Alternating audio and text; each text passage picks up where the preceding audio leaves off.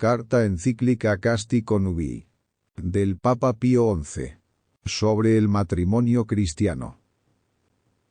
Cuán grande sea la dignidad del casto matrimonio, principalmente puede colegirse, venerables hermanos, de que habiendo Cristo, Señor nuestro, e Hijo del Eterno Padre, tomado la carne del hombre caído, no solamente quiso incluir de un modo peculiar este principio y fundamento de la sociedad doméstica y hasta del humano consorcio en aquel su amantísimo designio de redimir, como lo hizo, a nuestro linaje, sino que también lo elevó a verdadero y gran sacramento de la nueva ley, restituyéndolo antes a la primitiva pureza de la divina institución y encomendando toda su disciplina y cuidado a su esposa, la Iglesia. Para que de tal renovación del matrimonio se recojan los frutos anhelados, en todos los lugares del mundo y en todos los tiempos, es necesario primeramente iluminar las inteligencias de los hombres con la genuina doctrina de Cristo sobre el matrimonio. Es necesario, además, que los cónyuges cristianos, robustecidas sus flacas voluntades con la gracia interior de Dios, se conduzcan en todos sus pensamientos y en todas sus obras en consonancia con la purísima ley de Cristo, a fin de obtener para sí y para sus familias la verdadera paz y felicidad.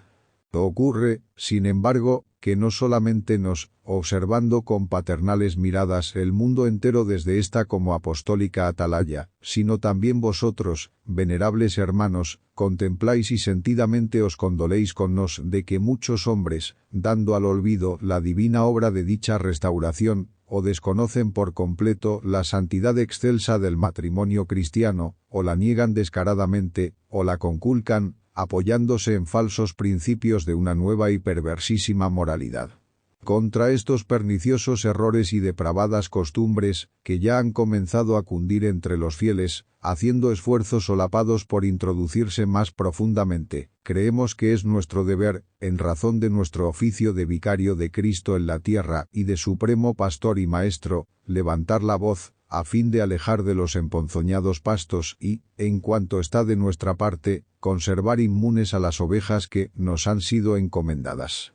Por eso, venerables hermanos, nos hemos determinado a dirigir la palabra primeramente a vosotros, y por medio de vosotros a toda la Iglesia católica, más aún, a todo el género humano, para hablaros acerca de la naturaleza del matrimonio cristiano, de su dignidad y de las utilidades y beneficios que de él se derivan para la familia y la misma sociedad humana. De los errores contrarios a este importantísimo capítulo de la doctrina evangélica, de los vicios que se oponen a la vida conyugal y, últimamente, de los principales remedios que es preciso poner en práctica, siguiendo así las huellas de nuestro predecesor León XIII, cuya encíclica Arcanum, publicada hace ya 50 años, sobre el matrimonio cristiano, hacemos nuestra por esta nuestra encíclica y la confirmamos, exponiendo algunos puntos con mayor amplitud, por requerirlo así las circunstancias y exigencias de nuestro tiempo, y declaramos que aquella no solo no ha caído en desuso, sino que conserva pleno todavía su vigor.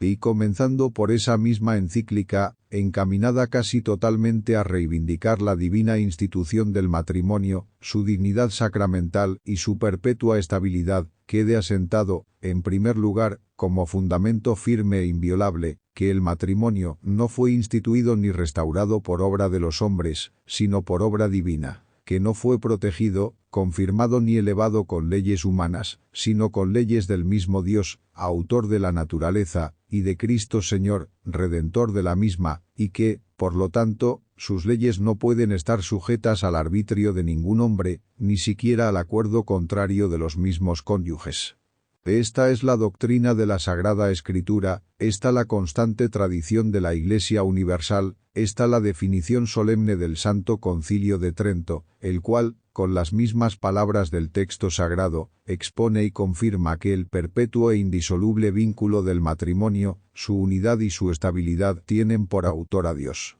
Mas aunque el matrimonio sea de institución divina por su misma naturaleza, con todo, la voluntad humana tiene también en él su parte, y por cierto nobilísima, porque todo matrimonio, en cuanto que es unión conyugal entre un determinado hombre y una determinada mujer, no se realiza sin el libre consentimiento de ambos esposos, y este acto libre de la voluntad, por el cual una y otra parte entrega y acepta el derecho propio del matrimonio, es tan necesario para la constitución del verdadero matrimonio, que ninguna potestad humana lo puede suplir.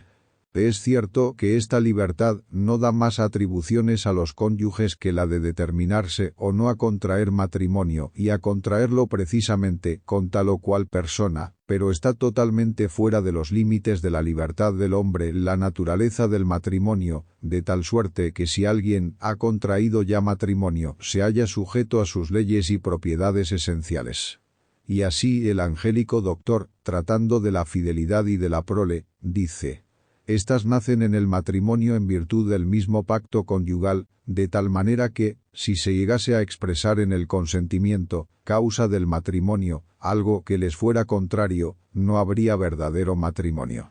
Por obra, pues, del matrimonio, se juntan y se funden las almas aunantes y más estrechamente que los cuerpos, y esto no con un afecto pasajero de los sentidos o del espíritu, sino con una determinación firme y deliberada de las voluntades, y de esta unión de las almas surge, porque así Dios lo ha establecido, un vínculo sagrado e inviolable. Tal es y tan singular la naturaleza propia de este contrato, que en virtud de ella se distingue totalmente, así de los ayuntamientos propios de las bestias, que, privadas de razón y voluntad libre, se gobiernan únicamente por el instinto ciego de su naturaleza, como de aquellas uniones libres de los hombres que carecen de todo vínculo verdadero y honesto de la voluntad, y están destituidas de todo derecho para la vida doméstica. De donde se desprende que la autoridad tiene el derecho y, por lo tanto, el deber de reprimir las uniones torpes que se oponen a la razón y a la naturaleza, impedirlas y castigarlas, y, como quiera que se trata de un asunto que fluye de la naturaleza misma del hombre, no es menor la certidumbre con que consta lo que claramente advirtió nuestro predecesor León XIII. No hay duda de que, al elegir el género de vida, está en el arbitrio y voluntad propia una de estas dos cosas. O seguir el consejo de guardar virginidad dado por Jesucristo, u obligarse con el vínculo matrimonial. Ninguna ley humana puede privar a un hombre del derecho natural y originario de casarse, ni circunscribir en manera alguna la razón principal de las nupcias, establecida por Dios desde el principio. Creced y multiplicaos. Háyase, por lo tanto, constituido el sagrado consorcio del legítimo matrimonio por la voluntad divina a la vez que por la humana. De Dios provienen la institución, los fines, las leyes, los bienes del matrimonio. Del hombre, con la ayuda y cooperación de Dios, depende la existencia de cualquier matrimonio particular, por la generosa donación de la propia persona a otra, por toda la vida, con los deberes y con los bienes establecidos por Dios. Comenzando ahora a exponer, venerables hermanos, cuáles y cuán grandes sean los bienes concedidos por Dios al verdadero matrimonio, se nos ocurren las palabras de aquel preclarísimo doctor de la Iglesia a quien recientemente ensalzamos en nuestra encíclica Ad Salutem, dada con ocasión del 15º centenario de su muerte. Estos, dice San Agustín, son los bienes por los cuales son buenas las nupcias. Prole, fidelidad, sacramento. De qué modo estos 3 capítulos contengan con razón un síntesis fecunda de toda la doctrina del matrimonio cristiano, lo declara expresamente el mismo santo doctor, cuando dice: en la fidelidad se atiende a que, fuera del vínculo conyugal, no se unan con otro o con otra; en la prole, a que ésta se reciba con amor, se críe con benignidad y se eduque religiosamente; en el sacramento, a que el matrimonio no se disuelva, y a que el repudiado o repudiada no se una a otro ni aun por razón de la prole. Esta es la ley del matrimonio. No solo ennoblece la fecundidad de la naturaleza, sino que reprime la perversidad de la incontinencia. La prole, por lo tanto, ocupa el primer lugar entre los bienes del matrimonio. Y por cierto que el mismo creador del linaje humano, que quiso benignamente valerse de los hombres como de cooperadores en la propagación de la vida, lo enseñó así cuando, al instituir el matrimonio en el paraíso, dijo a nuestros primeros padres, y por ellos a todos los futuros cónyuges: creced y multiplicaos y llenad la tierra. Lo cual también bellamente deduce San Agustín de las palabras del apóstol San Pablo a Timoteo, cuando dice que se celebre el matrimonio con el fin de engendrar, lo testifica así el apóstol. Quiero, dice, que los jóvenes se casen.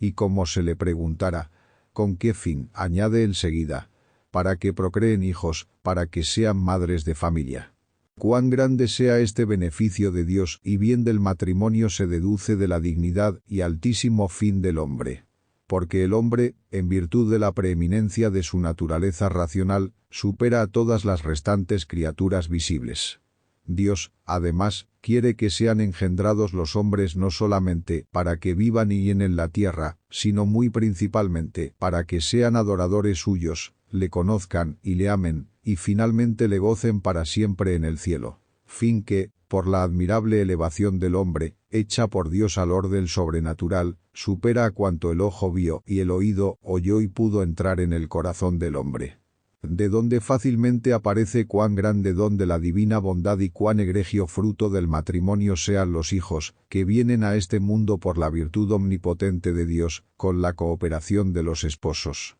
Tengan, por lo tanto, en cuenta los padres cristianos que no están destinados únicamente a propagar y conservar el género humano en la tierra, más aún, ni siquiera a educar cualquier clase de adoradores del Dios verdadero, sino a injertar nueva descendencia en la Iglesia de Cristo, a procrear ciudadanos de los santos y familiares de Dios, a fin de que cada día crezca más el pueblo dedicado al culto de nuestro Dios y Salvador. Y con ser cierto que los cónyuges cristianos, aun cuando ellos estén justificados, no pueden transmitir la justificación a sus hijos, sino que, por lo contrario, la natural generación de la vida es camino de muerte, por el que se comunica a la prole el pecado original. Con todo, en alguna manera, participan de aquel primitivo matrimonio del paraíso terrenal, pues a ellos toca ofrecer a la Iglesia sus propios hijos, a fin de que esta fecundísima madre de los hijos de Dios los regenere a la justicia sobrenatural por el agua del bautismo, y se hagan miembros vivos de Cristo, partícipes de la vida inmortal y herederos, en fin, de la gloria eterna, que todos de corazón anhelamos. Considerando estas cosas, la madre cristiana entenderá, sin duda, que, de ella, en un sentido más profundo y consolador, dijo nuestro Redentor: la mujer, una vez que ha dado a luz al infante, ya no se acuerda de su angustia, por su gozo de haber dado un hombre al mundo, y superando todas las angustias, cuidados y cargas maternales, mucho más justa y santamente que aquella matrona romana, la madre de los Gracos, se gloriará en el Señor de la floridísima corona de sus hijos. Y ambos esposos, recibiendo de la mano de Dios estos hijos con buen ánimo y gratitud, los considerarán como un tesoro que Dios les ha encomendado, no para que lo empleen exclusivamente en utilidad propia o de la sociedad humana, sino para que lo restituyan al Señor, con provecho, en el día de la cuenta final. El bien de la prole no acaba con la procreación. Necesario es que a ésta venga a añadirse un segundo bien, que consiste en la debida educación de la misma, porque insuficientemente, en verdad, hubiera provisto Dios, sapientísimo, a los hijos, más aún, a todo el género humano, si además no hubiese encomendado el derecho y la obligación de educar a quienes dio el derecho y la potestad de engendrar. Porque a nadie se le oculta que la prole no se basta ni se puede proveer a sí misma, no ya en las cosas pertenecientes a la vida natural, pero mucho menos en todo cuanto pertenece al orden sobrenatural, sino que, durante muchos años, necesita el auxilio de la instrucción y de la educación de los demás. Y está bien claro, según lo exigen Dios y la naturaleza, que este derecho y obligación de educar a la prole pertenece, en primer lugar, a quienes con la generación incoaron la obra de la naturaleza, estándoles prohibido el exponer la obra comenzada a una segura ruina, dejándola imperfecta. Ahora bien, en el matrimonio es donde se proveyó mejor a esta tan necesaria educación de los hijos, pues estando los padres unidos entre sí con vínculo indisoluble, siempre se halla a mano su cooperación y mutuo auxilio. Todo lo cual, porque ya en otra ocasión tratamos copiosamente de la cristiana educación de la juventud, encerraremos en las citadas palabras de San Agustín. En orden a la prole, se requiere que se la reciba con amor y se la eduque religiosamente, y lo mismo dice con frase enérgica el Código de Derecho Canónico. El fin primario del matrimonio es la procreación y educación de la prole. Por último, no se debe omitir que, por ser de tanta dignidad y de tan capital importancia esta doble función encomendada a los padres para el bien de los hijos, todo honesto ejercicio de la facultad dada por Dios en orden a la procreación de nuevas vidas, por prescripción del mismo Creador y de la ley natural, es derecho y prerrogativa exclusivos del matrimonio y debe absolutamente encerrarse en el santuario de la vida conyugal. El segundo de los bienes del matrimonio, enumerados, como dijimos, por San Agustín, es la fidelidad, que consiste en la mutua lealtad de los cónyuges en el cumplimiento del contrato matrimonial, de tal modo que lo que en este contrato, sancionado por la ley divina, compete a una de las partes, ni a ella le sea negado ni a ningún otro permitido. Ni al cónyuge mismo se conceda lo que jamás puede concederse, por ser contrario a las divinas leyes y del todo disconforme con la fidelidad del matrimonio. Tal fidelidad exige, por lo tanto, y en primer lugar, la absoluta unidad del matrimonio, ya prefigurada por el mismo Creador en el de nuestros primeros padres, cuando quiso que no se instituyera sino entre un hombre y una mujer. Y aunque después Dios, supremo legislador, mitigó un tanto esta primitiva ley por algún tiempo, la ley evangélica, sin que quede lugar a duda ninguna, restituyó íntegramente aquella primera y perfecta unidad y derogó toda excepción, como lo demuestran, sin sombra de duda, las palabras de Cristo y la doctrina y práctica constante de la Iglesia. Con razón, pues, el Santo Concilio de Trento declaró lo siguiente: que por razón de este vínculo tan solo dos puedan unirse, lo enseñó claramente Cristo nuestro Señor cuando dijo: por lo tanto, ya no son dos, sino una sola carne. Mas no solamente plugo a Cristo nuestro Señor condenar toda forma de lo que suelen llamar poligamia y poliandria simultánea o sucesiva, o cualquier otro acto deshonesto externo, sino también los mismos pensamientos y deseos voluntarios de todas estas cosas, a fin de guardar inviolado en absoluto el sagrado santuario de la familia. Pero yo os digo que todo el que mira a una mujer para codiciarla ya adulteró en su corazón. Las cuales palabras de Cristo nuestro Señor ni siquiera con el consentimiento mutuo de las partes pueden anularse, pues manifiestan una ley natural y divina que la voluntad de los hombres jamás puede quebrantar ni desviar. Más aún, hasta las mutuas relaciones de familiaridad entre los cónyuges deben estar adornadas con la nota de castidad, para que el beneficio de la fidelidad resplandezca con el decoro debido, de suerte que los cónyuges se conduzcan en todas las cosas conforme a la ley de Dios y de la naturaleza y procuren cumplir la voluntad sapientísima y santísima del Creador, con entera y sumisa reverencia a la divina obra. Esta que llama, con mucha propiedad, San Agustín, fidelidad en la castidad, florece más fácil y mucho más agradable y noblemente, considerado otro motivo importantísimo, a saber, el amor conyugal, que penetra todos los deberes de la vida de los esposos y tiene cierto principado de nobleza en el matrimonio cristiano. Pide, además, la fidelidad del matrimonio, que el varón y la mujer estén unidos por cierto amor santo, puro, singular, que no se amen como adúlteros, sino como Cristo amó a la Iglesia, pues esta ley dio el apóstol cuando dijo: maridos, amad a vuestras mujeres como Cristo amó a la Iglesia, y cierto que él la amó con aquella su infinita caridad, no para utilidad suya, sino proponiéndose tan solo la utilidad de la esposa. Amor, decimos, que no se funda solamente en el apetito carnal, fugaz y perecedero, ni en palabras regaladas, sino en el afecto íntimo del alma y que se comprueba con las obras, puesto que, como suele decirse, obras son amores y no buenas razones. Todo lo cual no solo comprende el auxilio mutuo en la sociedad doméstica, sino que es necesario que se extienda también, y aunque se ordene sobre todo a la ayuda recíproca de los cónyuges en orden a la formación y perfección, mayor cada día, del hombre interior, de tal manera que por su mutua unión de vida crezcan más y más también cada día en la virtud y sobre todo en la verdadera caridad para con Dios y para con el prójimo, de la cual, en último término, depende toda la ley y los profetas.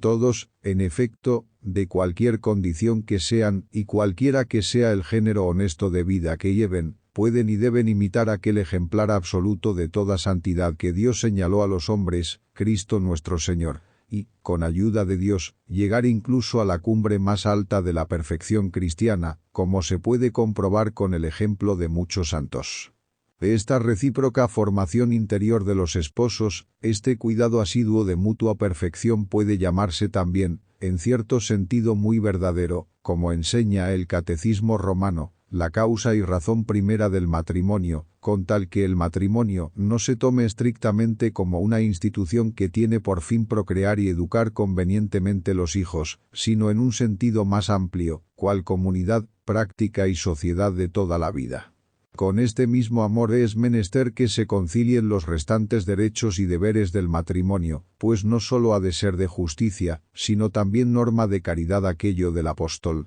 el marido pague a la mujer el débito, y, de la misma suerte, la mujer al marido. Finalmente, robustecida la sociedad doméstica con el vínculo de esta caridad, es necesario que en ella florezca lo que San Agustín llamaba jerarquía del amor, la cual abraza tanto la primacía del varón sobre la mujer y los hijos como la diligente sumisión de la mujer y su rendida obediencia, recomendada por el apóstol con estas palabras: las casadas estén sujetas a sus maridos, como al Señor, porque el hombre es cabeza de la mujer, así como Cristo es cabeza de la Iglesia. Tal sumisión no niega ni quita la libertad que en pleno derecho compete a la mujer, así por su dignidad de persona humana como por sus nobilísimas funciones de esposa, madre y compañera, ni la obliga a dar satisfacción a cualesquiera gustos del marido, no muy conformes quizá con la razón o la dignidad de esposa, ni, finalmente, enseña que se haya de equiparar la esposa con aquellas personas que en derecho se llaman menores y a las que por falta de madurez de juicio o por desconocimiento de los asuntos humanos no se les suele conceder el ejercicio de sus derechos, sino que, por lo contrario, prohíbe aquella exagerada licencia, que no se cuida del bien de la familia, prohíbe que en este cuerpo de la familia se separe el corazón de la cabeza, con grandísimo detrimento del conjunto y con próximo peligro de ruina, pues si el varón es la cabeza, la mujer es el corazón, y como aquel tiene el principado del gobierno, ésta puede y debe reclamar para sí, como cosa que le pertenece, el principado del amor.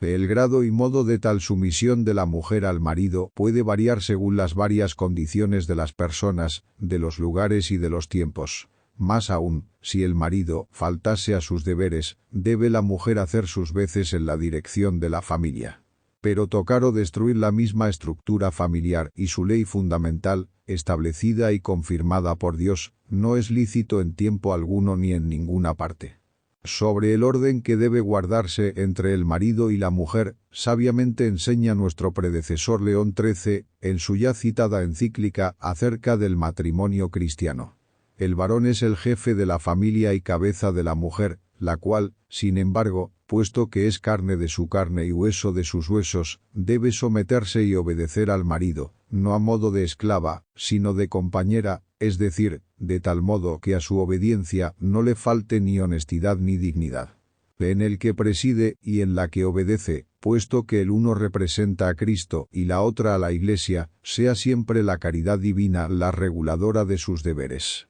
Están, pues, comprendidas en el beneficio de la fidelidad,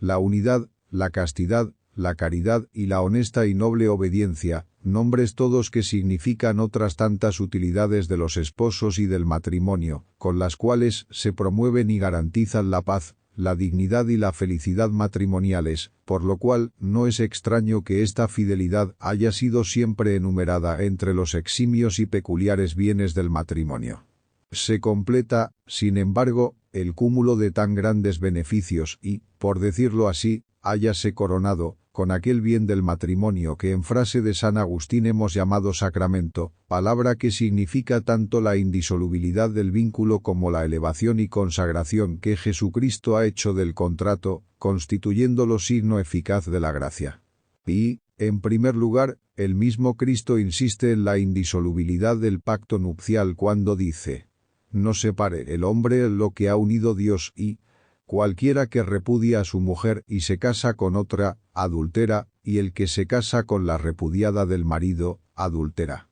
En tal indisolubilidad hace consistir San Agustín lo que él llama bien del sacramento con estas claras palabras. Como sacramento, pues, se entiende que el matrimonio es indisoluble y que el repudiado o repudiada no se una con otro, ni aun por razón de la prole. Esta inviolable indisolubilidad, aun cuando no en la misma ni tan perfecta medida a cada uno, compete a todo matrimonio verdadero, puesto que habiendo dicho el Señor, de la unión de nuestros primeros padres, prototipo de todo matrimonio futuro. No separe el hombre lo que ha unido Dios por necesidad ha de extenderse a todo verdadero matrimonio.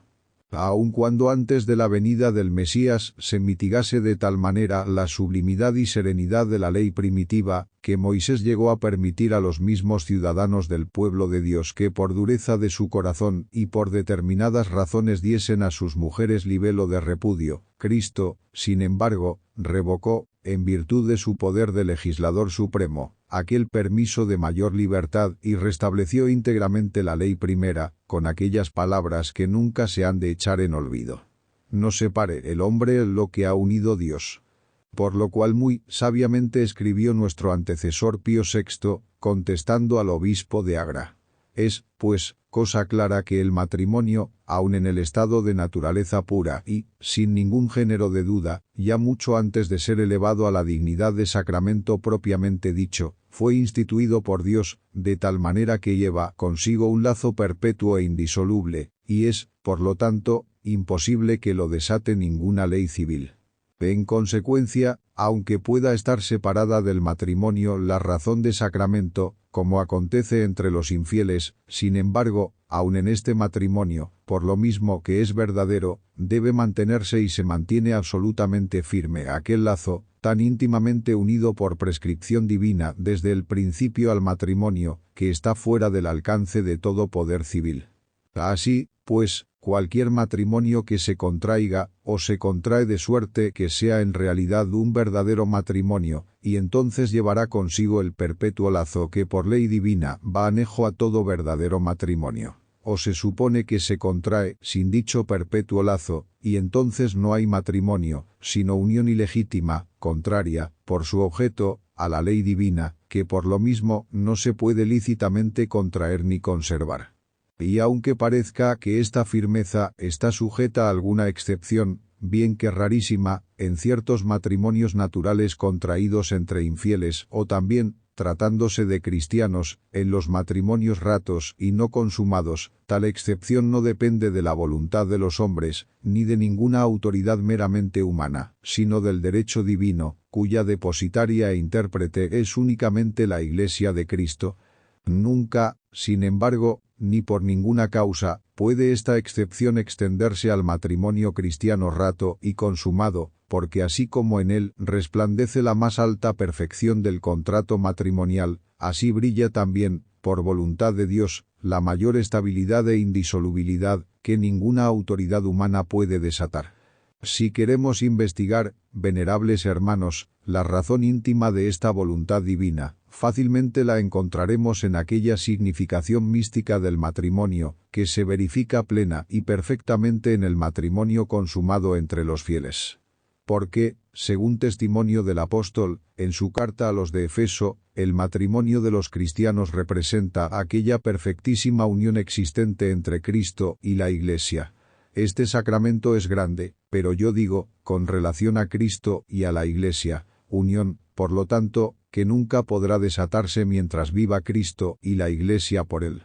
Lo cual enseña también expresamente San Agustín con las siguientes palabras. Esto se observa con fidelidad entre Cristo y la Iglesia, que por vivir ambos eternamente no hay divorcio que los pueda separar. Y esta misteriosa unión de tal suerte se cumple en la ciudad de Dios, es decir, en la Iglesia de Cristo, que aun cuando, a fin de tener hijos, se casen las mujeres, y los varones tomen esposas, no es lícito repudiar a la esposa estéril para tomar otra fecunda. Y si alguno así lo hiciere, será reo de adulterio, así como la mujer si se une a otro. Y esto por la ley del Evangelio, no por la ley de este siglo, la cual concede, una vez otorgado el repudio, el celebrar nuevas nupcias con otro cónyuge, como también atestigua el Señor que concedió Moisés a los israelitas a causa de la dureza de su corazón. Cuántos y cuán grandes beneficios se derivan de la indisolubilidad del matrimonio no podrá menos de ver el que reflexione, aunque sea ligeramente, ya sobre el bien de los cónyuges y de la prole, ya sobre la utilidad de toda la sociedad humana. Y, en primer lugar, los cónyuges en esta misma inviolable indisolubilidad hallan el sello cierto de perenidad que reclaman de consumo, por su misma naturaleza, la generosa entrega de su propia persona y la íntima comunicación de sus corazones, siendo así que la verdadera caridad nunca llega a faltar.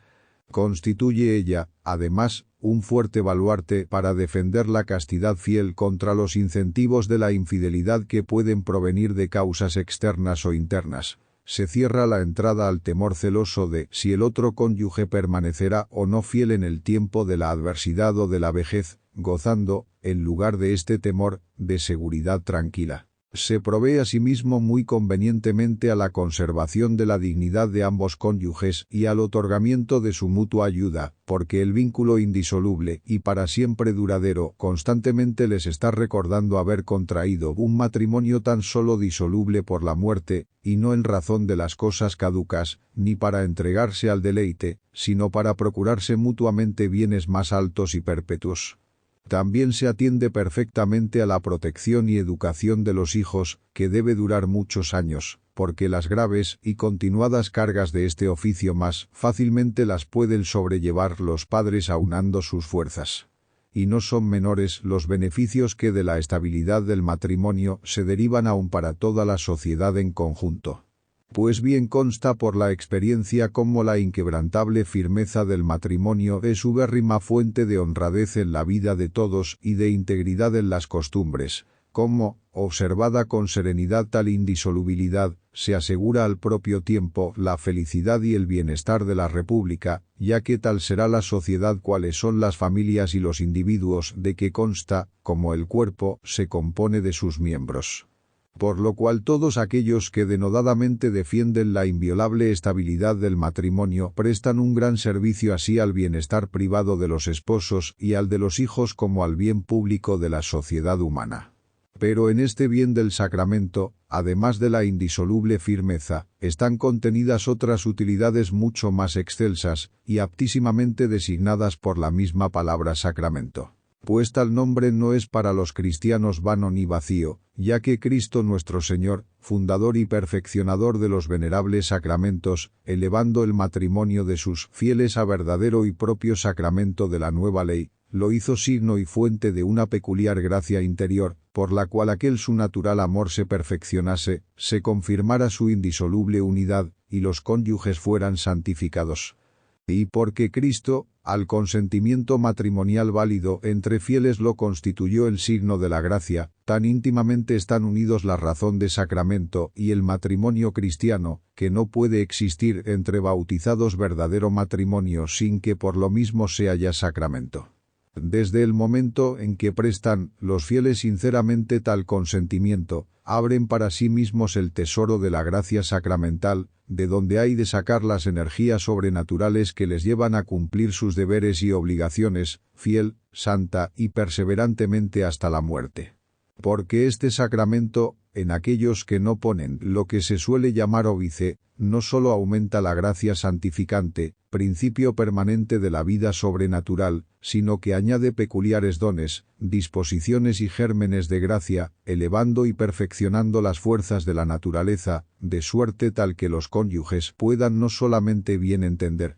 sino íntimamente saborear, retener con firmeza, querer con eficacia y llevar a la práctica todo cuanto pertenece al matrimonio y a sus fines y deberes. Y para ello les concede, además, el derecho al auxilio actual de la gracia, siempre que la necesiten, para cumplir con las obligaciones de su estado. Mas en el orden sobrenatural, es ley de la divina providencia el que los hombres no logren todo el fruto de los sacramentos que reciben después del uso de la razón, si no cooperan a la gracia. Por ello, la gracia propia del matrimonio queda en gran parte como talento inútil, escondido en el campo, si los cónyuges no ejercitan sus fuerzas sobrenaturales y cultivan y hacen desarrollar la semilla de la gracia que han recibido. En cambio, si haciendo lo que está de su parte cooperan diligentemente, podrán llevar la carga y llenar las obligaciones de su estado, y serán fortalecidos, santificados y como consagrados por tan excelso sacramento, pues, según enseña San Agustín, así como por el bautismo y el orden, el hombre queda destinado y recibe auxilios, tanto para vivir cristianamente como para ejercer el ministerio sacerdotal,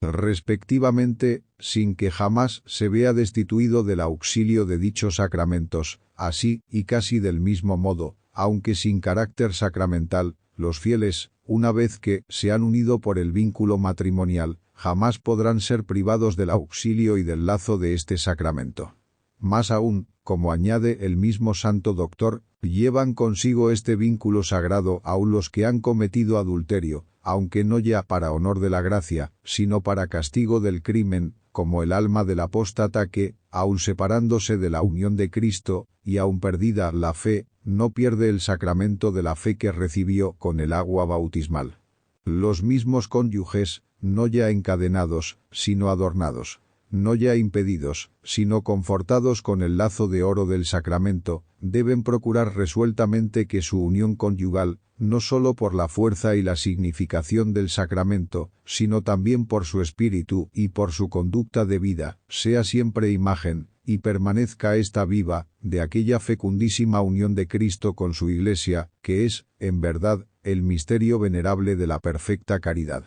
Todo lo cual, venerables hermanos, si ponderamos atentamente y con viva fe, si ilustramos con la debida luz estos eximios bienes del matrimonio, la prole, la fe y el sacramento, no podremos menos de admirar la sabiduría, la santidad y la benignidad divina, pues tan copiosamente proveyó no sólo a la dignidad y felicidad de los cónyuges, sino también a la conservación y propagación del género humano, susceptible tan sólo de procurarse con la casta y sagrada unión del vínculo nupcial. Al ponderar la excelencia del casto matrimonio, venerables hermanos, se nos ofrece mayor motivo de dolor por ver esta divina institución tantas veces despreciada y tan fácilmente vilipendiada, sobre todo en nuestros días. No es ya de un modo solapado ni en la oscuridad, sino que también en público, depuesto todo sentimiento de pudor, lo mismo de viva voz que por escrito, ya en la escena con representaciones de todo género, ya por medio de novelas, de cuentos amatorios y comedias, del cinematógrafo, de discursos radiados, en fin, por todos los inventos de la ciencia moderna, se conculca y se pone en ridículo la santidad del matrimonio, mientras los divorcios, los adulterios y los vicios más torpes son ensalzados o al menos presentados bajo tales colores que parece se les quiere presentar como libres de toda culpa y de toda infamia. Ni faltan libros, los cuales no se avergüenzan de llamarse científicos, pero que en realidad muchas veces no tienen sino cierto barniz de ciencia, con el cual hallan camino para insinuar más fácilmente sus errores en mentes y corazones. Las doctrinas que en ellos se defienden, se ponderan como portentos del ingenio moderno, de un ingenio que se gloría de buscar exclusivamente la verdad, y, con ello, de haberse emancipado, dicen, de todos los viejos prejuicios, entre los cuales ponen y pregonan la doctrina tradicional cristiana del matrimonio. Estas doctrinas las inculcan a toda clase de hombres, ricos y pobres, obreros y patronos, doctos e ignorantes, solteros y casados, fieles e impíos, adultos y jóvenes, siendo a estos principalmente, como más fáciles de seducir, a quienes ponen peores asechanzas. Desde luego que no todos los partidarios de tan nuevas doctrinas llegan hasta las últimas consecuencias de liviandad tan desenfrenada. Hay quienes, empeñados en seguir un término medio, opinan que al menos en algunos preceptos de la ley natural y divina se ha de ceder algo en nuestros días. Pero estos no son tampoco, sino emisarios más o menos conscientes de aquel insidioso enemigo que siempre trata de sembrar la cizaña en medio del trigo. Nos, pues, a quien el padre de familia puso por custodio de su campo, a quien obliga el oficio sacrosanto de procurar que la buena semilla no sea sofocada por hierbas venenosas, juzgamos como dirigidas a nos por el Espíritu Santo aquellas palabras gravísimas con las cuales el apóstol San Pablo exhortaba a su amado Timoteo. Tú, en cambio, vigila, cumple tu ministerio, predica la palabra, insiste oportuna e importunamente, arguye, suplica, increpa con toda paciencia y doctrina. Y porque, para evitar los engaños del enemigo, es menester antes descubrirlos, y ayuda mucho mostrar a los incautos sus argucias, aun cuando más quisiéramos no mencionar tales iniquidades, como conviene a los santos, sin embargo, por el bien y salvación de las almas, no podemos pasarlas en silencio. 18. Para comenzar, pues, por el origen de tantos males, su principal raíz está en que, según vociferan sus detractores, el matrimonio no ha sido instituido por el autor de la naturaleza, ni elevado por Cristo Señor nuestro a la dignidad de sacramento verdadero, sino que es invención de los hombres. Otros aseguran que nada descubren en la naturaleza y en sus leyes, sino que sólo encuentran la facultad de engendrar la vida y un impulso vehemente de saciarla de cualquier manera. Otros, por el contrario, reconocen que se encuentran en la naturaleza del hombre ciertos comienzos y como gérmenes de verdadera unión matrimonial, en cuanto que, de no unirse los hombres con cierto vínculo estable, no se habría provisto suficientemente a la dignidad de los cónyuges ni al fin natural de la propagación y educación de la prole. Añaden, sin embargo, que el matrimonio mismo, puesto que sobrepasa estos gérmenes, es, por el concurso de varias causas, pura invención de la mente humana, pura institución de la voluntad de los hombres.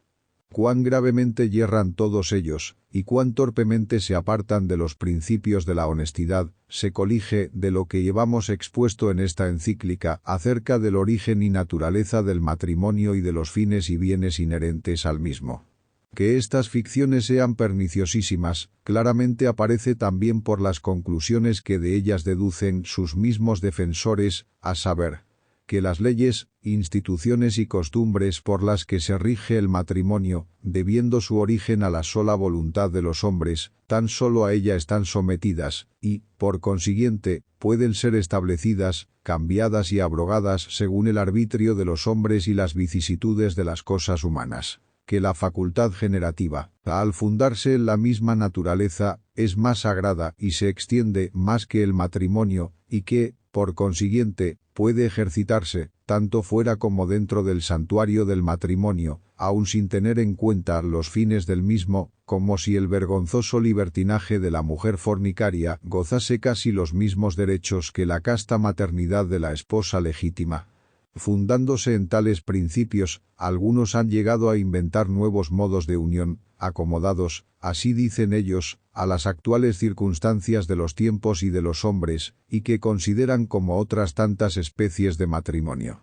El matrimonio por cierto tiempo, el matrimonio de prueba, el matrimonio amistoso, que se atribuye la plena libertad y todos los derechos que corresponden al matrimonio, pero suprimiendo el vínculo indisoluble y excluyendo la prole, a no ser que las partes acuerden más tarde el transformar la unión y costumbre de vida en matrimonio y jurídicamente perfecto. Más aún,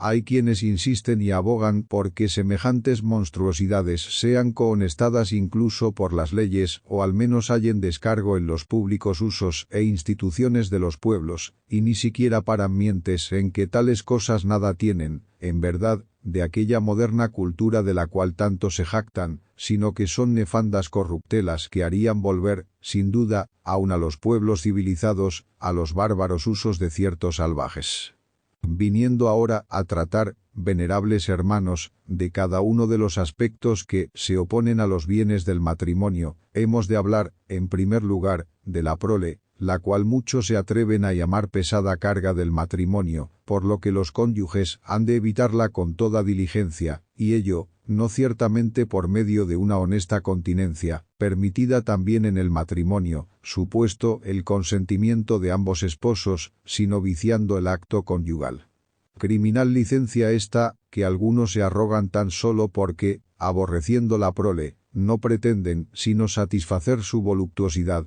pero sin ninguna carga. Otros, en cambio, alegan como excusa propia el que no pueden, en modo alguno, admitir más hijos a causa de sus propias necesidades, de las de la madre o de las económicas de la familia. Ningún motivo, sin embargo, aun cuando sea gravísimo, puede hacer que lo que va intrínsecamente contra la naturaleza sea honesto y conforme a la misma naturaleza, y estando destinado el acto conyugal, por su misma naturaleza, a la generación de los hijos, los que en el ejercicio del mismo lo destituyen adrede de su naturaleza y virtud, obran contra la naturaleza y cometen una acción torpe e intrínsecamente deshonesta. Por lo cual no es de admirar que las mismas sagradas letras atestiguen con cuánto aborrecimiento la divina majestad ha perseguido este nefasto delito, castigándolo a veces con la pena de muerte, como recuerda San Agustín. Porque ilícita e impúdicamente yace, aun con su legítima mujer, el que evita la concepción de la prole.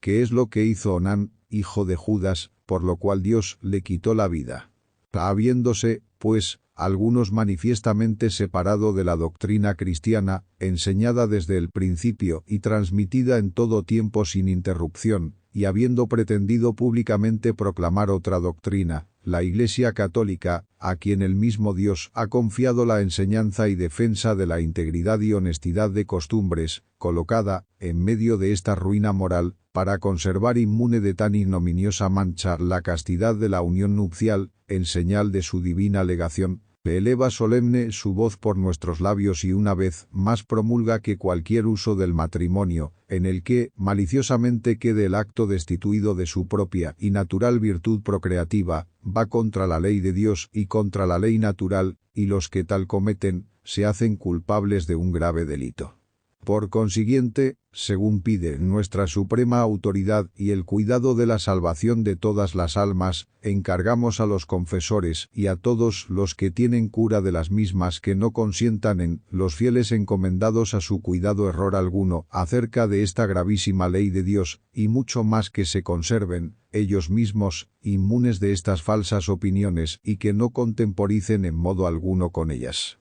Y si algún confesor o pastor de almas, lo que Dios no permite, indujera a los fieles, que le han sido confiados, a estos errores, o al menos les confirmara en los mismos con su aprobación o doloso silencio, tenga presente que ha de dar estrecha cuenta al juez supremo por haber faltado a su deber, y aplíquese aquellas palabras de Cristo. Ellos son ciegos que guían a otros ciegos, y si un ciego guía a otro ciego, ambos caen en la olla.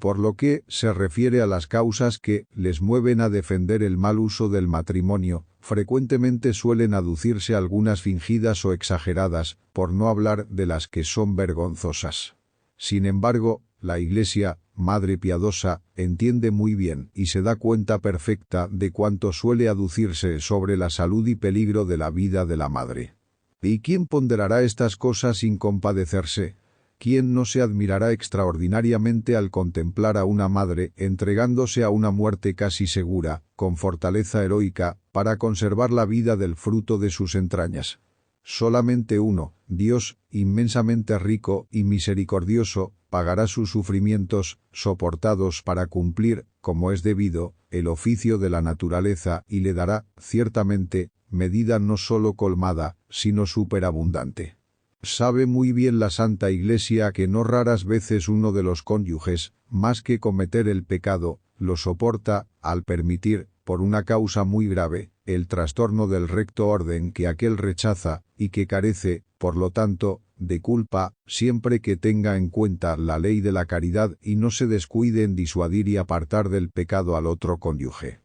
Ni se puede decir que obren contra el orden de la naturaleza los esposos que hacen uso de su derecho siguiendo la recta razón natural, aunque por ciertas causas naturales, ya de tiempo, ya de otros defectos, no se siga de ello el nacimiento de un nuevo viviente. Hay, pues, tanto en el mismo matrimonio como en el uso del derecho matrimonial, fines secundarios, verbigracia, el auxilio mutuo, el fomento del amor recíproco y la sedación de la concupiscencia, cuya consecución en manera alguna está vedada a los esposos, siempre que quede a salvo la naturaleza intrínseca del acto y, por ende, su subordinación al fin primario. También nos llenan de amarga pena los gemidos de aquellos esposos que, oprimidos por dura pobreza, encuentran gravísima dificultad para procurar el alimento de sus hijos.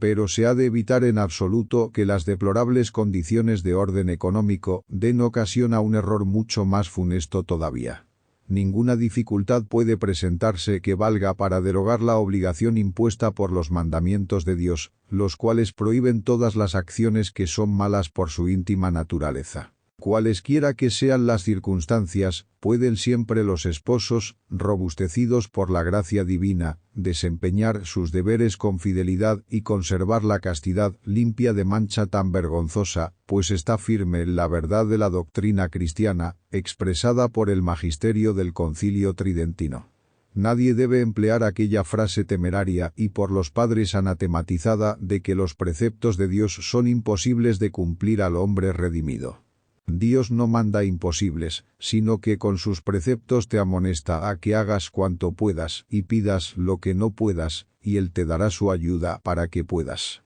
La misma doctrina ha sido solemnemente reiterada y confirmada por la Iglesia al condenar la herejía jansenista, que contra la bondad de Dios osó blasfemar de esta manera. Hay algunos preceptos de Dios que los hombres justos, aun queriendo y poniendo empeño, no los pueden cumplir, atendidas las fuerzas de que actualmente disponen. Fáltales asimismo la gracia con cuyo medio lo puedan hacer.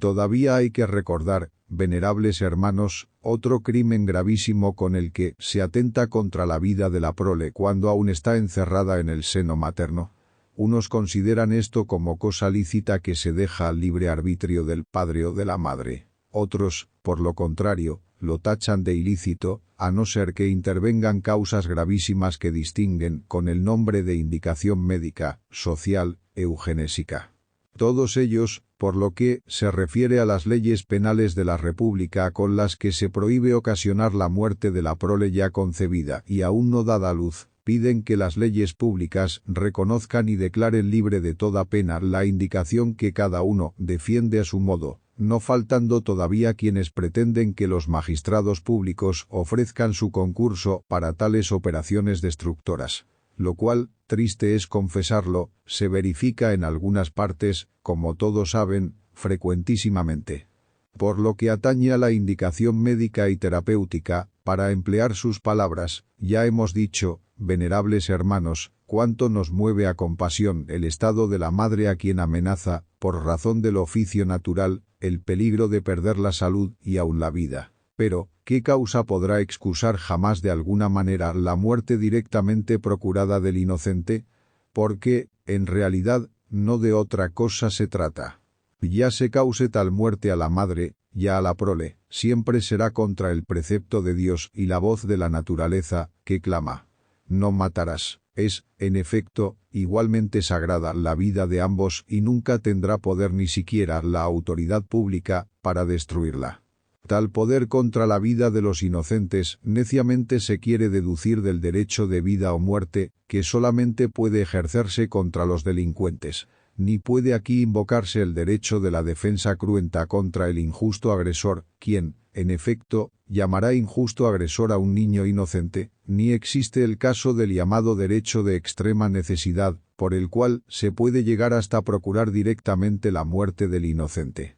Son, pues, muy de alabar aquellos honrados y expertos médicos que trabajan por defender y conservar la vida, tanto de la madre como de la prole, mientras que, por lo contrario, se mostrarían indignos del ilustre nombre y del honor de médicos quienes procurasen la muerte de una o de la otra, so pretexto de medicinar o movidos por una falsa misericordia. Lo cual verdaderamente está en armonía con las palabras severas del obispo de Hipona, cuando reprende a los cónyuges depravados que intentan frustrar la descendencia y, al no obtenerlo, no temen destruirla perversamente. Alguna vez, dice, llega a tal punto la crueldad lasciva o la lascivia cruel, que procura también venenos de esterilidad, y si aún no logra su intento, mata y destruye en las entrañas el feto concebido, queriendo que perezca la prole antes que viva, o, si en el viento ya vivía, mátala antes que nazca. En modo alguno son cónyuges si ambos proceden así, y si fueron así desde el principio no se unieron por el lazo conyugal, sino por estupro,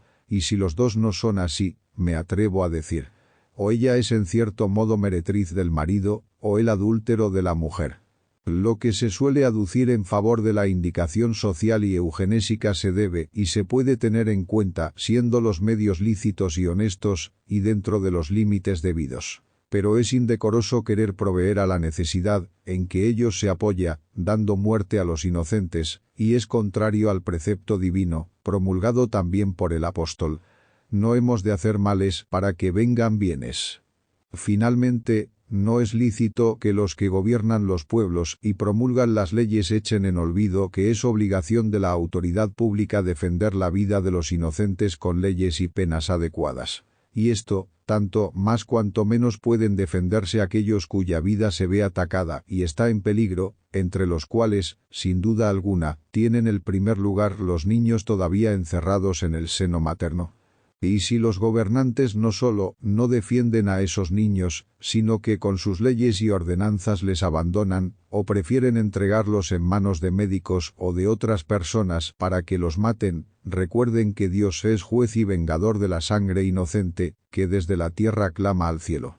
Por último, ha de reprobarse una práctica perniciosa que, si directamente se relaciona con el derecho natural del hombre a contraer matrimonio, también se refiere, por cierta razón verdadera, al mismo bien de la prole. Hay algunos, en efecto, que, demasiado solícitos de los fines eugenésicos, no se contentan con dar ciertos consejos saludables para mirar con más seguridad por la salud y vigor de la prole, lo cual, desde luego, no es contrario a la recta razón, sino que anteponen el fin eugenésico a todo otro fin, aun de orden más elevado, y quisieran que se prohibiese por la pública autoridad contraer matrimonio a todos los que, según las normas y conjeturas de su ciencia, juzgan que habían de engendrar hijos defectuosos por razón de la transmisión hereditaria, aun cuando sean de suyo aptos para contraer matrimonio. Más aún, quieren privarlos por la ley, hasta contra su voluntad, de esa facultad natural que poseen, mediante intervención médica, y esto no para solicitar de la pública autoridad una pena cruenta por delito cometido o para precaver futuros crímenes de reos, sino contra todo derecho y licitud,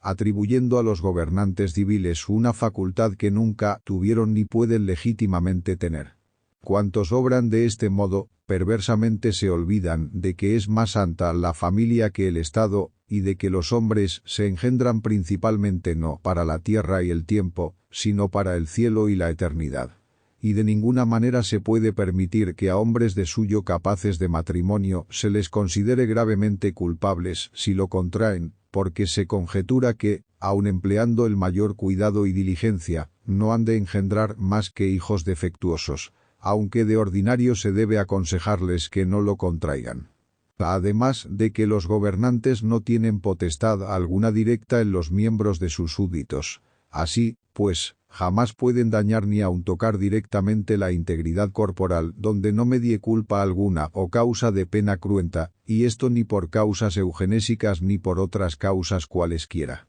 Lo mismo enseña Santo Tomás de Aquino cuando, al inquirir si los jueces humanos, para precaver males futuros, pueden castigar con penas a los hombres, lo concede en orden a ciertos males, pero, con justicia y razón lo niega en la lesión corporal. Jamás, dice, según el juicio humano, se debe castigar a nadie sin culpa con la pena de azote, para privarle de la vida, mutilarle o maltratarle. Por lo demás, establece la doctrina cristiana, y consta con toda certeza por la luz natural de la razón, que los mismos hombres, privados, no tienen otro dominio en los miembros de su cuerpo sino el que pertenece a sus fines naturales, y no pueden, consiguientemente, destruirlos, mutilarlos o, por cualquier otro medio, inutilizarlos para dichas naturales funciones, a no ser cuando no se pueda proveer de otra manera al bien de todo el cuerpo. Viniendo ya a la segunda raíz de errores, la cual atañe a la fidelidad conyugal, siempre que se peca contra la prole se peca también, en cierto modo y como consecuencia, contra la fidelidad conyugal, puesto que están enlazados entrambos bienes del matrimonio. Pero, además, hay que enumerar en particular tantas fuentes de errores y corruptelas que atacan la fidelidad conyugal cuantas son las virtudes domésticas que abraza esta misma fidelidad, a saber, la casta lealtad de ambos cónyuges, la honesta obediencia de la mujer al marido y, finalmente, el firme y sincero amor mutuo. Falsean, por consiguiente, el concepto de fidelidad los que opinan que hay que contemporizar con las ideas y costumbres de nuestros días en torno a cierta fingida y perniciosa amistad de los cónyuges con alguna tercera persona, defendiendo que a los cónyuges se les ha de consentir una mayor libertad de sentimientos y de trato en dichas relaciones externas, y esto tanto más cuanto que, según ellos afirman, en no pocos es congénita una índole sexual que no puede saciarse dentro de los estrechos límites del matrimonio monogámico. Por ello tachan de estrechez ya anticuada de entendimiento y de corazón, o reputan como viles y despreciables celos, aquel rígido estado habitual de ánimo de los cónyuges honrados que reprueba y rehúye todo afecto y todo acto libidinoso con un tercero, y por lo mismo, sostienen que son nulas o que deben anularse todas las leyes penales de la República encaminadas a conservar la fidelidad conyugal. El sentimiento noble de los esposos castos, aun siguiendo solo la luz de la razón, resueltamente rechaza y desprecia como vanas y torpes semejantes ficciones. Y este grito de la naturaleza lo aprueba y confirma lo mismo el divino mandamiento. No fornicarás, que aquello de Cristo. Cualquiera que mirare a una mujer con mal deseo hacia ella, ya adulteró en su corazón, no bastando jamás ninguna costumbre, ningún ejemplo depravado, ningún pretexto de progreso humano, para debilitar la fuerza de este precepto divino. Porque así como es uno y el mismo Jesucristo ayer y hoy, y el mismo por los siglos de los siglos, así la doctrina de Cristo permanece siempre absolutamente la misma y de ella no caerá ni un ápice siquiera hasta que todo sea perfectamente cumplido. Todos los que empañan el brillo de la fidelidad y castidad conyugal, como maestros que son del error, echan por tierra también fácilmente la fiel y honesta sumisión de la mujer al marido. Y muchos de ellos se atreven todavía a decir, con mayor audacia, que es una indignidad la servidumbre de un cónyuge para con el otro, que, al ser iguales los derechos de ambos cónyuges, defienden presuntuosísimamente que por violarse estos derechos, a causa de la sujeción de un cónyuge al otro, se ha conseguido o se debe llegar a conseguir una cierta emancipación de la mujer. Distinguen tres clases de emancipación, según tenga por objeto el gobierno de la sociedad doméstica, la administración del patrimonio familiar o la vida de la prole que hay que evitar o extinguir, llamándolas con el nombre de emancipación social, económica y fisiológica.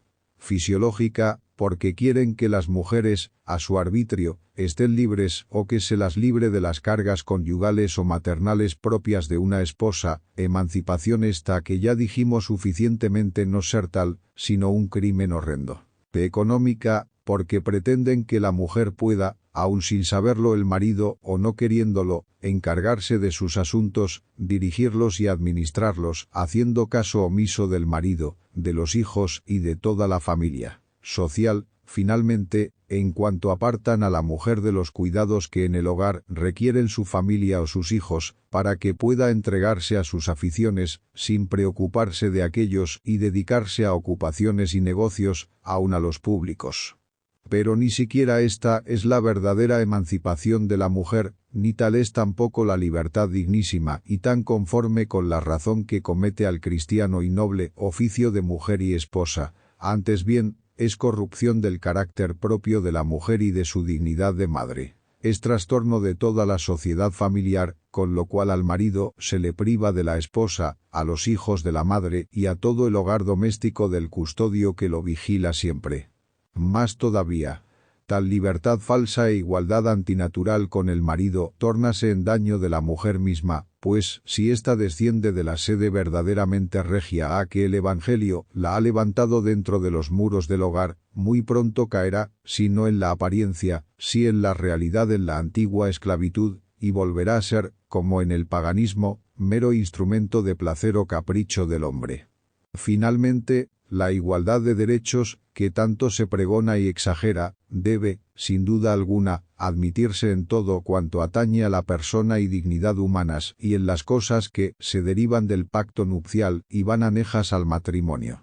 Porque en este campo ambos cónyuges gozan de los mismos derechos y están sujetos a las mismas obligaciones. En lo demás ha de reinar cierta desigualdad y moderación, como exigen el bienestar de la familia y la debida unidad y firmeza del orden y de la sociedad doméstica. Y si en alguna parte, por razón de los cambios experimentados en los usos y costumbres de la humana sociedad, deben mudarse algún tanto las condiciones sociales y económicas de la mujer casada, toca a la autoridad pública el acomodar los derechos civiles de la mujer a las necesidades y exigencias de estos tiempos, teniendo siempre en cuenta lo que reclaman la natural y diversa índole del sexo femenino, la pureza de las costumbres y el bien común de la familia. Y esto contando siempre con que quede a salvo el orden esencial de la sociedad doméstica, tal como fue instituido por una sabiduría y autoridad más excelsa que la humana, esto es, por la divina, y que por lo tanto no puede ser cambiado ni por públicas leyes ni por criterios particulares.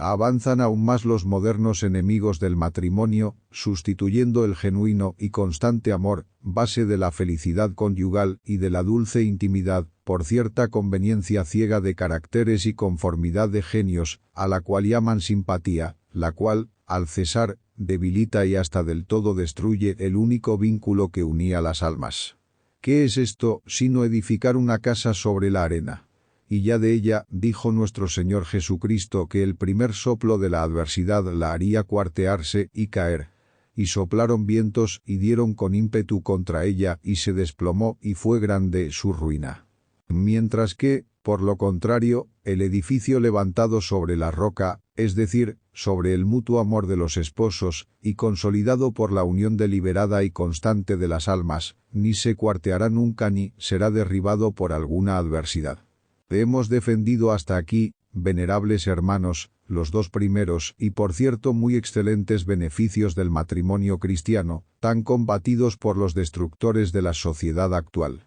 Mas porque excede con mucho a estos dos el tercero, o sea el del sacramento, nada tiene de extraño que veamos a los enemigos del mismo impugnar ante todo y con mayor saña su excelencia. Afirman, en primer lugar, que el matrimonio es una cosa del todo profana y exclusivamente civil, la cual en modo alguno ha de ser encomendada a la sociedad religiosa, esto es, a la Iglesia de Cristo, sino tan solo a la sociedad civil. Añaden, además, que es preciso eximir el contrato matrimonial de todo vínculo indisoluble, por medio de divorcios que la ley habrá, no solamente de tolerar, sino de sancionar. Y así, a la postre, el matrimonio, despojado de toda santidad, quedará relegado al número de las cosas profanas y civiles. Como principio y fundamento, establecen que sólo el acto civil ha de ser considerado como verdadero contrato matrimonial, matrimonio civil suelen llamarlo. El acto religioso, en cambio, es cierta añadidura que a lo sumo habrá de dejarse para el vulgo supersticioso. Quieren, además, que sin restricción alguna se permitan los matrimonios mixtos de católicos y acatólicos, sin preocuparse de la religión ni de solicitar el permiso de la autoridad religiosa. Y luego, como una consecuencia necesaria, excusan los divorcios perfectos y alaban y fomentan las leyes civiles que favorecen la disolución del mismo vínculo matrimonial. Acerca del carácter religioso de todo matrimonio, y mucho más del matrimonio cristiano, pocas palabras hemos aquí de añadir, puesto que nos remitimos a la encíclica de León XIII que ya hemos citado repetidas veces y expresamente hecho nuestra, en la cual se trata prolijamente y se defiende con graves razones cuanto hay que advertir sobre esta materia. Pero creemos oportuno el repetir solo algunos puntos. A la sola luz de la razón natural, y mucho mejor si se investigan los vetustos monumentos de la historia, si se pregunta la conciencia constante de los pueblos, si se consultan las costumbres e instituciones de todas las gentes, consta suficientemente que hay, aun en el matrimonio natural, un algo sagrado y religioso, no advenedizo, sino ingénito. No procedente de los hombres, sino innato, puesto que el matrimonio tiene a Dios por autor, y fue desde el principio como una especial figura de la encarnación del Verbo de Dios. Esta naturaleza sagrada del matrimonio, tan estrechamente ligada con la religión y las cosas sagradas, se deriva del origen divino arriba conmemorado, de su fin, que no es sino el de engendrar y educar hijos para Dios y unir con Dios a los cónyuges mediante un mutuo y cristiano amor. y, finalmente, del mismo natural oficio del matrimonio, establecido, con providentísimo designio del Creador, a fin de que fuera algo así como el vehículo de la vida, por el que los hombres cooperan en cierto modo con la divina omnipotencia. A lo cual, por razón del sacramento, debe añadirse un nuevo título de dignidad que ennoblece extraordinariamente al matrimonio cristiano, elevándolo a tan alta excelencia que para el apóstol aparece como un misterio grande y en todo honroso. Este carácter religioso del matrimonio, con su excelsa significación de la gracia y la unión entre Cristo y la Iglesia, exige de los futuros esposos una santa reverencia hacia el matrimonio cristiano y un cuidado y celo también santos a fin de que el matrimonio que intentan contraer se acerque, lo más posible, al prototipo de Cristo y de la Iglesia. Mucho faltan en esta parte, y a veces con peligro de su eterna salvación, quienes temerariamente y con ligereza contraen matrimonios mixtos, de los que la Iglesia, basada en gravísimas razones, aparta con solicitud y amor maternales a los suyos, como aparece por muchos documentos recapitulados en el canon del Código Canónico, que establece lo siguiente. La Iglesia prohíbe severísimamente, en todas partes, que se celebre matrimonio entre dos personas bautizadas, de las cuales una sea católica y la otra adscrita a una secta herética o cismática, y si hay peligro de perversión del cónyuge católico y de la prole, el matrimonio está además vedado por la misma ley divina. Y aunque la Iglesia, a veces, según las diversas condiciones de los tiempos y personas, llega a conceder la dispensa de estas severas leyes, salvo siempre el derecho divino, y alejado, en cuanto sea posible, con las convenientes cautelas, el peligro de perversión, difícilmente sucederá que el cónyuge católico no reciba algún detrimento de tales nupcias. De donde se origina con frecuencia que los descendientes se alejen deplorablemente de la religión, o al menos, que vayan inclinándose paulatinamente hacia la llamada indiferencia religiosa, rayana en la incredulidad y en la impiedad. Además de que en los matrimonios mixtos se hace más difícil aquella viva unión de almas, que ha de imitar aquel misterio antes recordado, esto es, la arcana unión de la Iglesia con Cristo. Porque fácilmente se echará de menos la estrecha unión de las almas, la cual, como nota y distintivo de la Iglesia de Cristo, debe ser también el sello, decoro y ornato del matrimonio cristiano, pues se puede romper, o al menos relajar, el nudo que enlaza a las almas cuando hay disconformidad de pareceres y diversidad de voluntades en lo más alto y grande que el hombre venera, es decir, en las verdades y sentimientos religiosos. De aquí el peligro de que languidezca el amor entre los cónyuges y, consiguientemente, se destruya la paz y felicidad de la sociedad doméstica, efecto principalmente de la unión de los corazones. Porque, como ya tantos siglos antes había definido el antiguo derecho romano, matrimonio es la unión del marido y la mujer en la comunidad de toda la vida y en la comunidad del derecho divino y humano. Pero lo que impide, sobre todo, como ya hemos advertido, venerables hermanos, esta reintegración y perfección del matrimonio que estableció Cristo nuestro Redentor, es la facilidad que existe, cada vez más creciente, para el divorcio. Más aún, los defensores del neopaganismo, no aleccionados por la triste condición de las cosas, se desatan, con acrimonia cada vez mayor, contra la santa indisolubilidad del matrimonio y las leyes que la protegen, pretendiendo que se decrete la licitud del divorcio, a fin de que una ley nueva y más humana sustituya a las leyes anticuadas y sobrepasadas. Y suelen estos aducir muchas y varias causas del divorcio. Unas, que llaman subjetivas, y que tienen su raíz en el vicio o en la culpa de los cónyuges. Otras, objetivas, en la condición de las cosas. Todo, en fin, lo que hace más dura e ingrata la vida común. Y pretenden demostrar dichas causas, por muchas razones.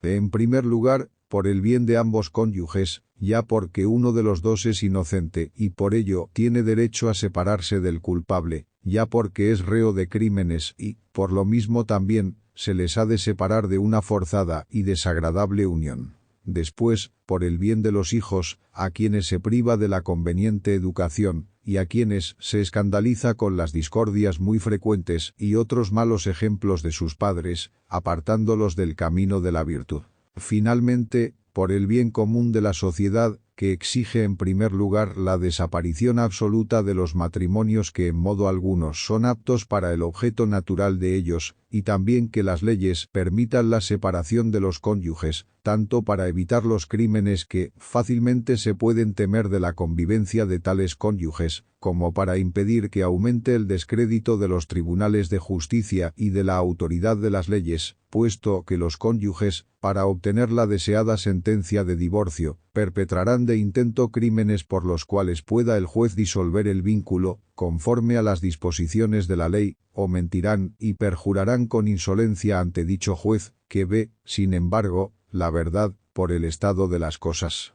Por esto dicen que las leyes se deben acomodar en absoluto a todas estas necesidades, una vez que han cambiado las condiciones de los tiempos, las opiniones de los hombres y las costumbres e instituciones de los pueblos. Todas las cuales razones, ya consideradas en particular, ya, sobre todo, en conjunto, demuestran con evidencia que por determinadas causas se ha de conceder absolutamente la facultad del divorcio. Con mayor procacidad todavía pasan otros más adelante, llegando a decir que el matrimonio, como quiera que sea un contrato meramente privado, depende por completo del consentimiento y arbitrio privado de ambos contrayentes, como sucede en todos los demás contratos privados. Y por ello, sostienen, ha de poder disolverse por cualquier motivo. Pero también contra todos estos desatinos, venerables hermanos, permanece en pie aquella ley de Dios única e irrefrenable, confirmada amplísimamente por Jesucristo. No separe el hombre lo que Dios ha unido. Ley que no pueden anular ni los decretos de los hombres, ni las convenciones de los pueblos, ni la voluntad de ningún legislador. Que si el hombre llegara injustamente a separar lo que Dios ha unido, su acción sería completamente nula, pudiéndose aplicar en consecuencia lo que el mismo Jesucristo aseguró con estas palabras tan claras. Cualquiera que repudia a su mujer y se casa con otra, adultera, y el que se casa con la repudiada del marido, adultera. Y estas palabras de Cristo se refieren a cualquier matrimonio, aun al solamente natural y legítimo, pues es propiedad de todo verdadero matrimonio la indisolubilidad, en virtud de la cual la solución del vínculo queda sustraída al beneplácito de las partes y a toda potestad secular. No hemos de echar tampoco en olvido el juicio solemne con que el Concilio Tridentino anatematizó estas doctrinas. Si alguno dijere que el vínculo matrimonial puede desatarse por razón de herejía, o de molesta cohabitación, o de ausencia afectada, sea anatema, y si alguno dijere que yerra la Iglesia cuando, en conformidad con la doctrina evangélica y apostólica, enseñó y enseña que no se puede desatar el vínculo matrimonial por razón de adulterio de uno de los cónyuges, y que ninguno de los dos, ni siquiera el inocente, que no dio causa para el adulterio, puede contraer nuevo matrimonio mientras viva el otro cónyuge, y que adultera tanto el que después de repudiar a la adúltera se casa con otra, como la que, abandonando al marido, se casa con otro, sea anatema. Luego, si la Iglesia no erró ni yerra cuando enseñó y enseña estas cosas, evidentemente es cierto que no puede desatarse el vínculo ni aun en el caso de adulterio, y cosa clara es que mucho menos valen y en absoluto se han de despreciar las otras tan fútiles razones que pueden y suelen alegarse como causa de los divorcios. Por lo demás, las objeciones que, fundándose en aquellas tres razones, mueven contra la indisolubilidad del matrimonio, se resuelven fácilmente. Pues todos esos inconvenientes y todos esos peligros se evitan concediendo alguna vez, en esas circunstancias extremas, la separación imperfecta de los esposos, quedando intacto el vínculo, lo cual concede con palabras claras la misma ley eclesiástica en los cánones que tratan de la separación del tálamo, de la mesa y de la habitación.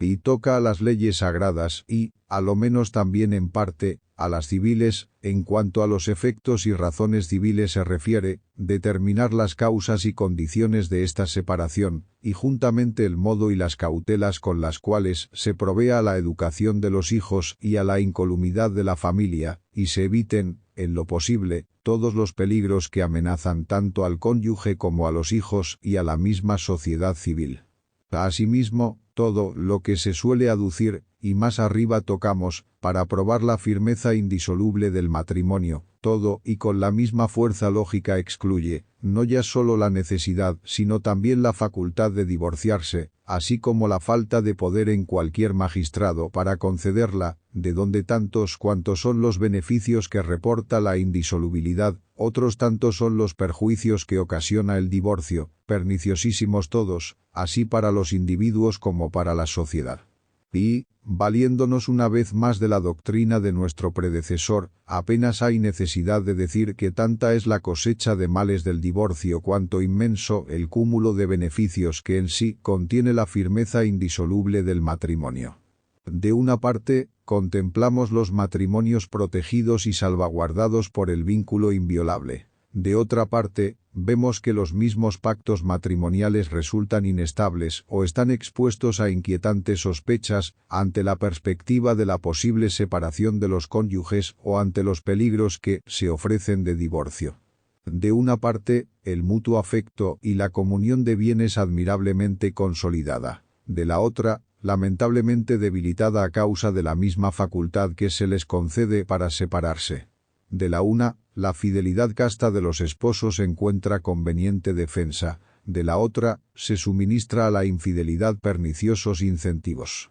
De la una, quedan atendidos con eficacia el reconocimiento, protección y educación de los hijos, de la otra, reciben gravísimos quebrantos. De la una, se evitan múltiples disensiones entre los parientes y familias. De la otra, se presentan frecuentes ocasiones de división. De la una, más fácilmente se sofocan las semillas de la discordia. De la otra, más copiosa y extensamente se siembran. De la una, vemos felizmente reintegrada y restablecida, en especial, la dignidad y oficio de la mujer, tanto en la sociedad doméstica como en la civil. De la otra, indignamente rebajada, pues que se expone a la esposa al peligro de ser abandonada, una vez que ha servido al deleite del marido. Y porque, para concluir con las palabras gravísimas de León XIII, nada contribuye tanto a destruir las familias y a arruinar las naciones como la corrupción de las costumbres, fácilmente se echa de ver cuánto se oponen a la prosperidad de la familia y de la sociedad los divorcios que nacen de la depravación moral de los pueblos, y que, como atestigua la experiencia, franquean la puerta y conducen a las más relajadas costumbres en la vida pública y privada. Sube de punto la gravedad de estos males si se considera que, una vez concedida la facultad de divorciarse, no habrá freno alguno que pueda contenerla dentro de los límites definidos o de los antes señalados. Muy grande es la fuerza de los ejemplos, pero mayor es la de las pasiones. Con estos incentivos tiene que suceder que el capricho de divorciarse, cundiendo cada día más, inficione a muchas almas como una enfermedad contagiosa o como torrente que se desborda, rotos todos los obstáculos. Por consiguiente, como en la misma encíclica se lee, mientras esos modos de pensar no varíen, han de temer, sin cesar, lo mismo las familias que la sociedad humana, el peligro de ser arrastrados por una ruina y peligro universal.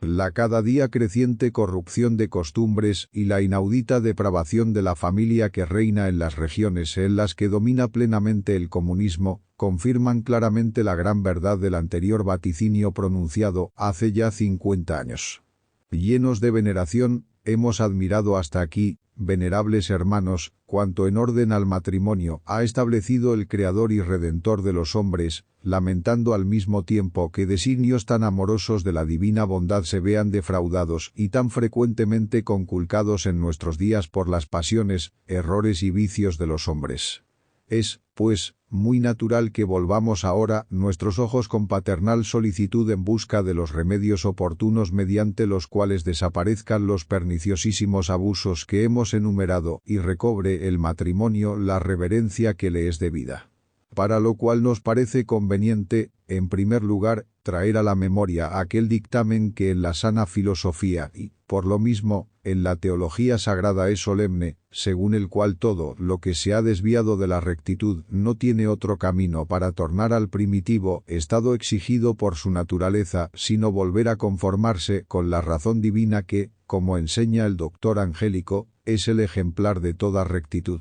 Por lo cual, nuestro predecesor León XIII, de S.M., con razón arguía a los naturalistas con estas gravísimas palabras. La ley ha sido providentemente establecida por Dios de tal modo, que las instituciones divinas y naturales se nos hagan más útiles y saludables cuanto más permanecen íntegras e inmutables en su estado nativo, puesto que Dios, autor de todas las cosas, bien sabe qué es lo que más conviene a su naturaleza y conservación, y todas las ordenó de tal manera, con su inteligencia y voluntad, que cada una ha de obtener su fin de un modo conveniente. Y si la audacia y la impiedad de los hombres quisieran torcer y perturbar el orden de las cosas, con tanta providencia establecido, entonces lo mismo que ha sido tan sabia y provechosamente determinado, empezará a ser obstáculo y dejará de ser útil, sea porque pierda con el cambio su condición de ayuda, sea porque Dios mismo quiera castigar la soberbia y temeridad de los hombres.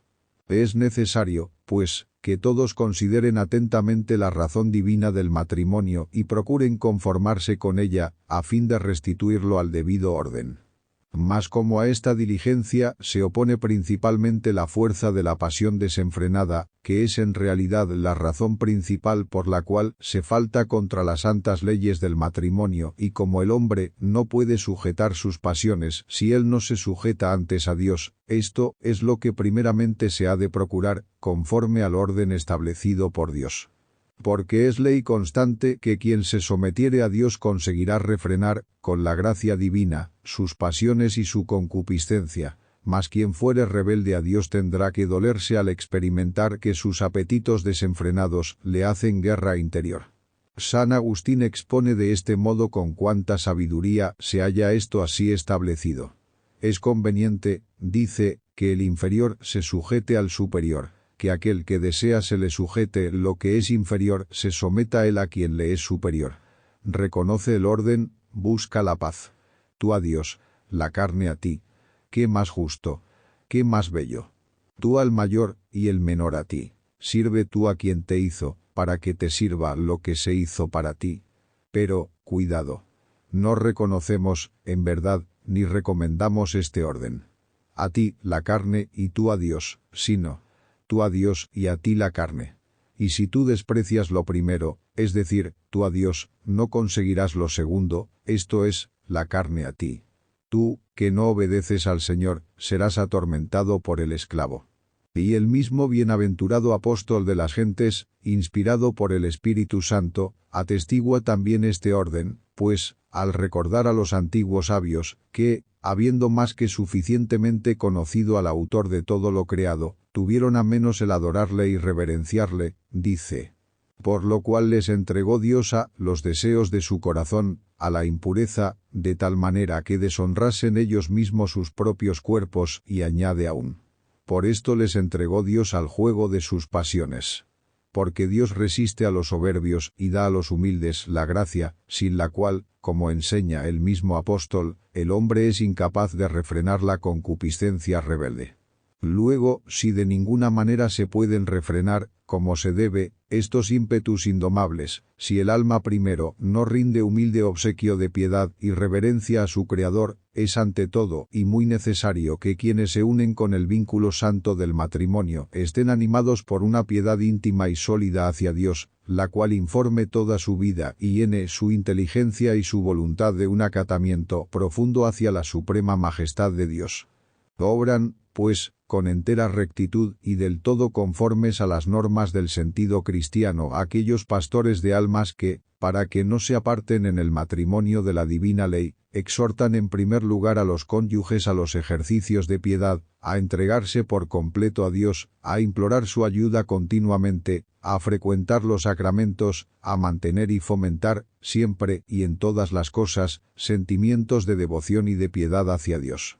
Pero gravemente se engañan los que creen que, posponiendo o menospreciando los medios que exceden a la naturaleza, pueden inducir a los hombres a imponer un freno a los apetitos de la carne con el uso exclusivo de los inventos de las ciencias naturales, como la biología, la investigación de la transmisión hereditaria, y otras similares. Lo cual no quiere decir que se hayan de tener en poco los medios naturales, siempre que no sean deshonestos. porque uno mismo es el autor de la naturaleza y de la gracia, Dios, el cual ha destinado los bienes de ambos órdenes para que sirvan al uso y utilidad de los hombres. Pueden y deben, por lo tanto, los fieles ayudarse también de los medios naturales. Pero yerran los que opinan que bastan los mismos para garantizar la castidad del estado conyugal, o les atribuyen más eficacia que al socorro de la gracia sobrenatural. Pero esta conformidad de la convivencia y de las costumbres matrimoniales con las leyes de Dios, sin la cual no puede ser eficaz su restauración, supone que todos pueden discernir con facilidad, con firme certeza y sin mezcla de error, cuáles son esas leyes.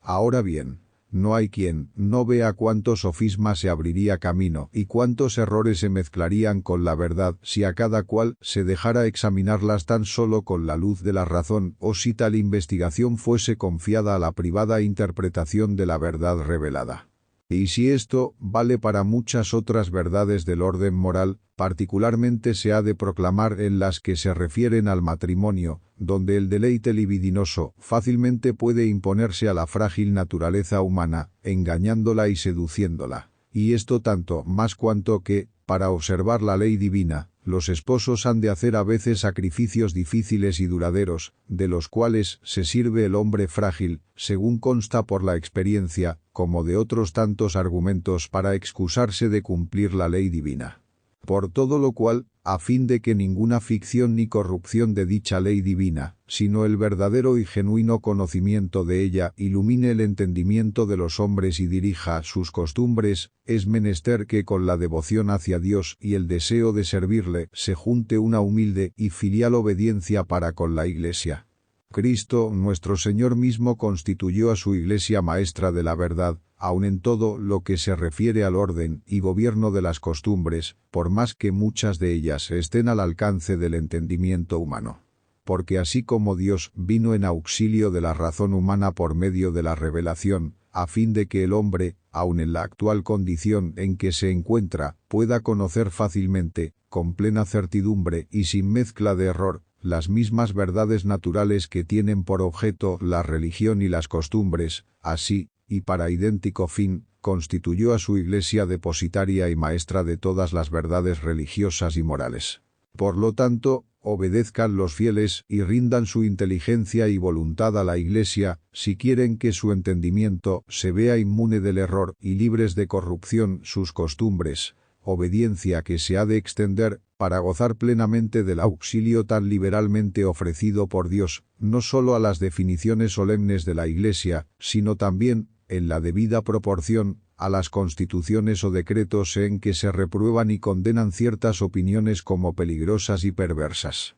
Tengan, por lo tanto, cuidado los fieles cristianos de no caer en una exagerada independencia de su propio juicio y en una falsa autonomía de la razón, incluso en ciertas cuestiones que hoy se agitan acerca del matrimonio. Es muy impropio de todo verdadero cristiano confiar con tanta osadía en el poder de su inteligencia, que únicamente preste asentimiento a lo que conoce por razones internas. Creer que la Iglesia, destinada por Dios para enseñar y regir a todos los pueblos, no está bien enterada de las condiciones y cosas actuales, o limitar su consentimiento y obediencia únicamente a cuanto ella propone por medio de las definiciones más solemnes, como si las restantes decisiones de aquella pudieran ser falsas o no ofrecer motivos suficientes de verdad y honestidad.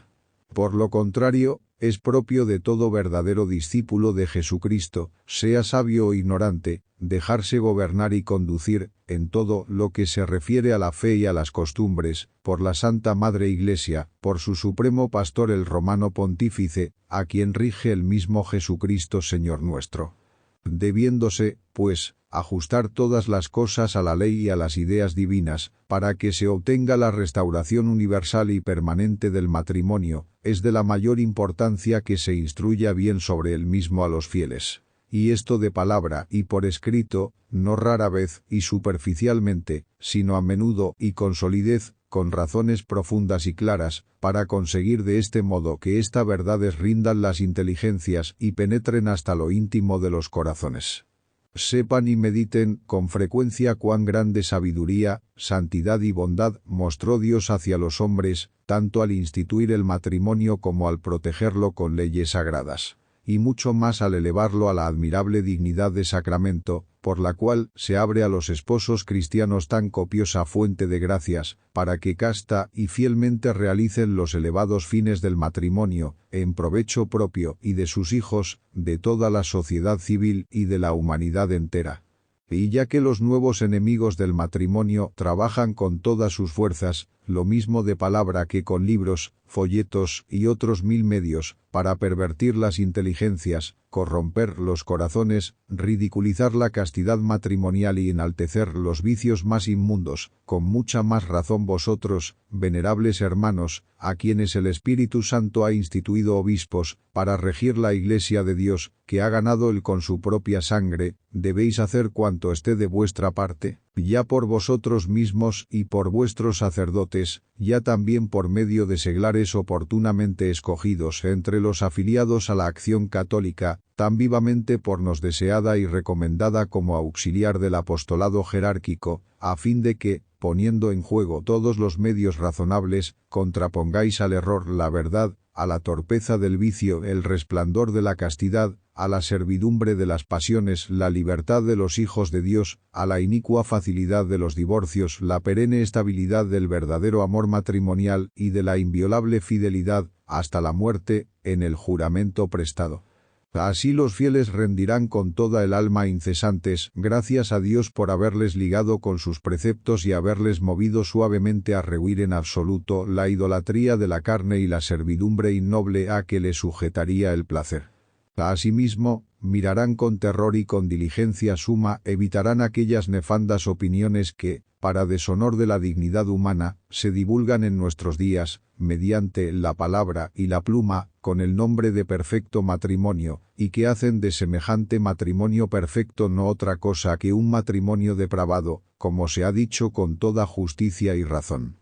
Esta saludable instrucción y educación religiosa sobre el matrimonio cristiano dista mucho de aquella exagerada educación fisiológica, por medio de la cual algunos reformadores de la vida conyugal pretenden hoy auxiliar a los esposos, hablándoles de aquellas materias fisiológicas con las cuales, sin embargo, aprenden más bien el arte de pecar con refinamiento que la virtud de vivir castamente. Por lo cual hacemos nuestras con sumo agrado, venerables hermanos, aquellas palabras que nuestro predecesor León XIII dirigía a los obispos de todo el orbe en su encíclica sobre el matrimonio cristiano. Procurad, con todo el esfuerzo y toda la autoridad que podáis, conservar en los fieles, encomendados a vuestro cuidado, íntegra e incorrupta la doctrina que nos han comunicado Cristo Señor nuestro y los apóstoles, intérpretes de la voluntad divina, y que la Iglesia católica religiosamente ha conservado, imponiendo en todos los tiempos su cumplimiento a todos los cristianos. Mas, como ni aun la mejor instrucción comunicada por medio de la Iglesia, por muy buena que sea, basta, ella sola, para conformar de nuevo el matrimonio con la ley de Dios, a la instrucción de la inteligencia es necesario añadir, por parte de los cónyuges, una voluntad firme y decidida de guardar las leyes santas que Dios y la naturaleza han establecido sobre el matrimonio. Sea cual fuere lo que otros, ya de palabra, ya por escrito, quieran afirmar y propagar, se decreta y sanciona para los cónyuges lo siguiente, a saber, que en todo lo que al matrimonio se refiere se sometan a las disposiciones divinas. En prestarse mutuo auxilio, siempre con caridad, en guardar la fidelidad de la castidad, en no atentar jamás contra la indisolubilidad del vínculo. En usar los derechos adquiridos por el matrimonio, siempre según el sentido y piedad cristiana, sobre todo al principio del matrimonio, a fin de que, si las circunstancias exigiesen después la continencia, le sea más fácil guardarla a cualquiera de los dos, una vez ya acostumbrados a ella. Mucho les ayudará para conseguir, conservar y poner en práctica esta voluntad decidida, la frecuente consideración de su estado y el recuerdo siempre vivo del sacramento recibido. Recuerden siempre que para la dignidad y los deberes de dicho estado han sido santificados y fortalecidos con un sacramento peculiar, cuya eficacia persevera siempre, aun cuando no imprima carácter. A este fin, mediten estas palabras verdaderamente consoladoras del santo cardenal Roberto Bellarmino, el cual, con otros teólogos de gran nota, así piensa y escribe. Se puede considerar de dos maneras el sacramento del matrimonio: o mientras se celebra, o en cuanto permanece después de su celebración. Porque este sacramento es como la Eucaristía, que no solamente es sacramento mientras se confecciona, pues mientras viven los cónyuges, su sociedad es siempre el sacramento de Cristo y de la Iglesia. Mas para que la gracia del mismo produzca todo su efecto, como ya hemos advertido, es necesaria la cooperación de los cónyuges, y esta consiste en que con trabajo y diligencia sinceramente procuren cumplir sus deberes, poniendo todo el empeño que esté de su parte. Pues así como en el orden natural, para que las fuerzas que Dios ha dado desarrollen todo su vigor, es necesario que los hombres apliquen su trabajo y su industria, pues si faltan estos jamás se obtendrá provecho alguno. Así también las fuerzas de la gracia que, procedentes del sacramento, yacen escondidas en el fondo del alma, han de desarrollarse por el cuidado propio y el propio trabajo de los hombres.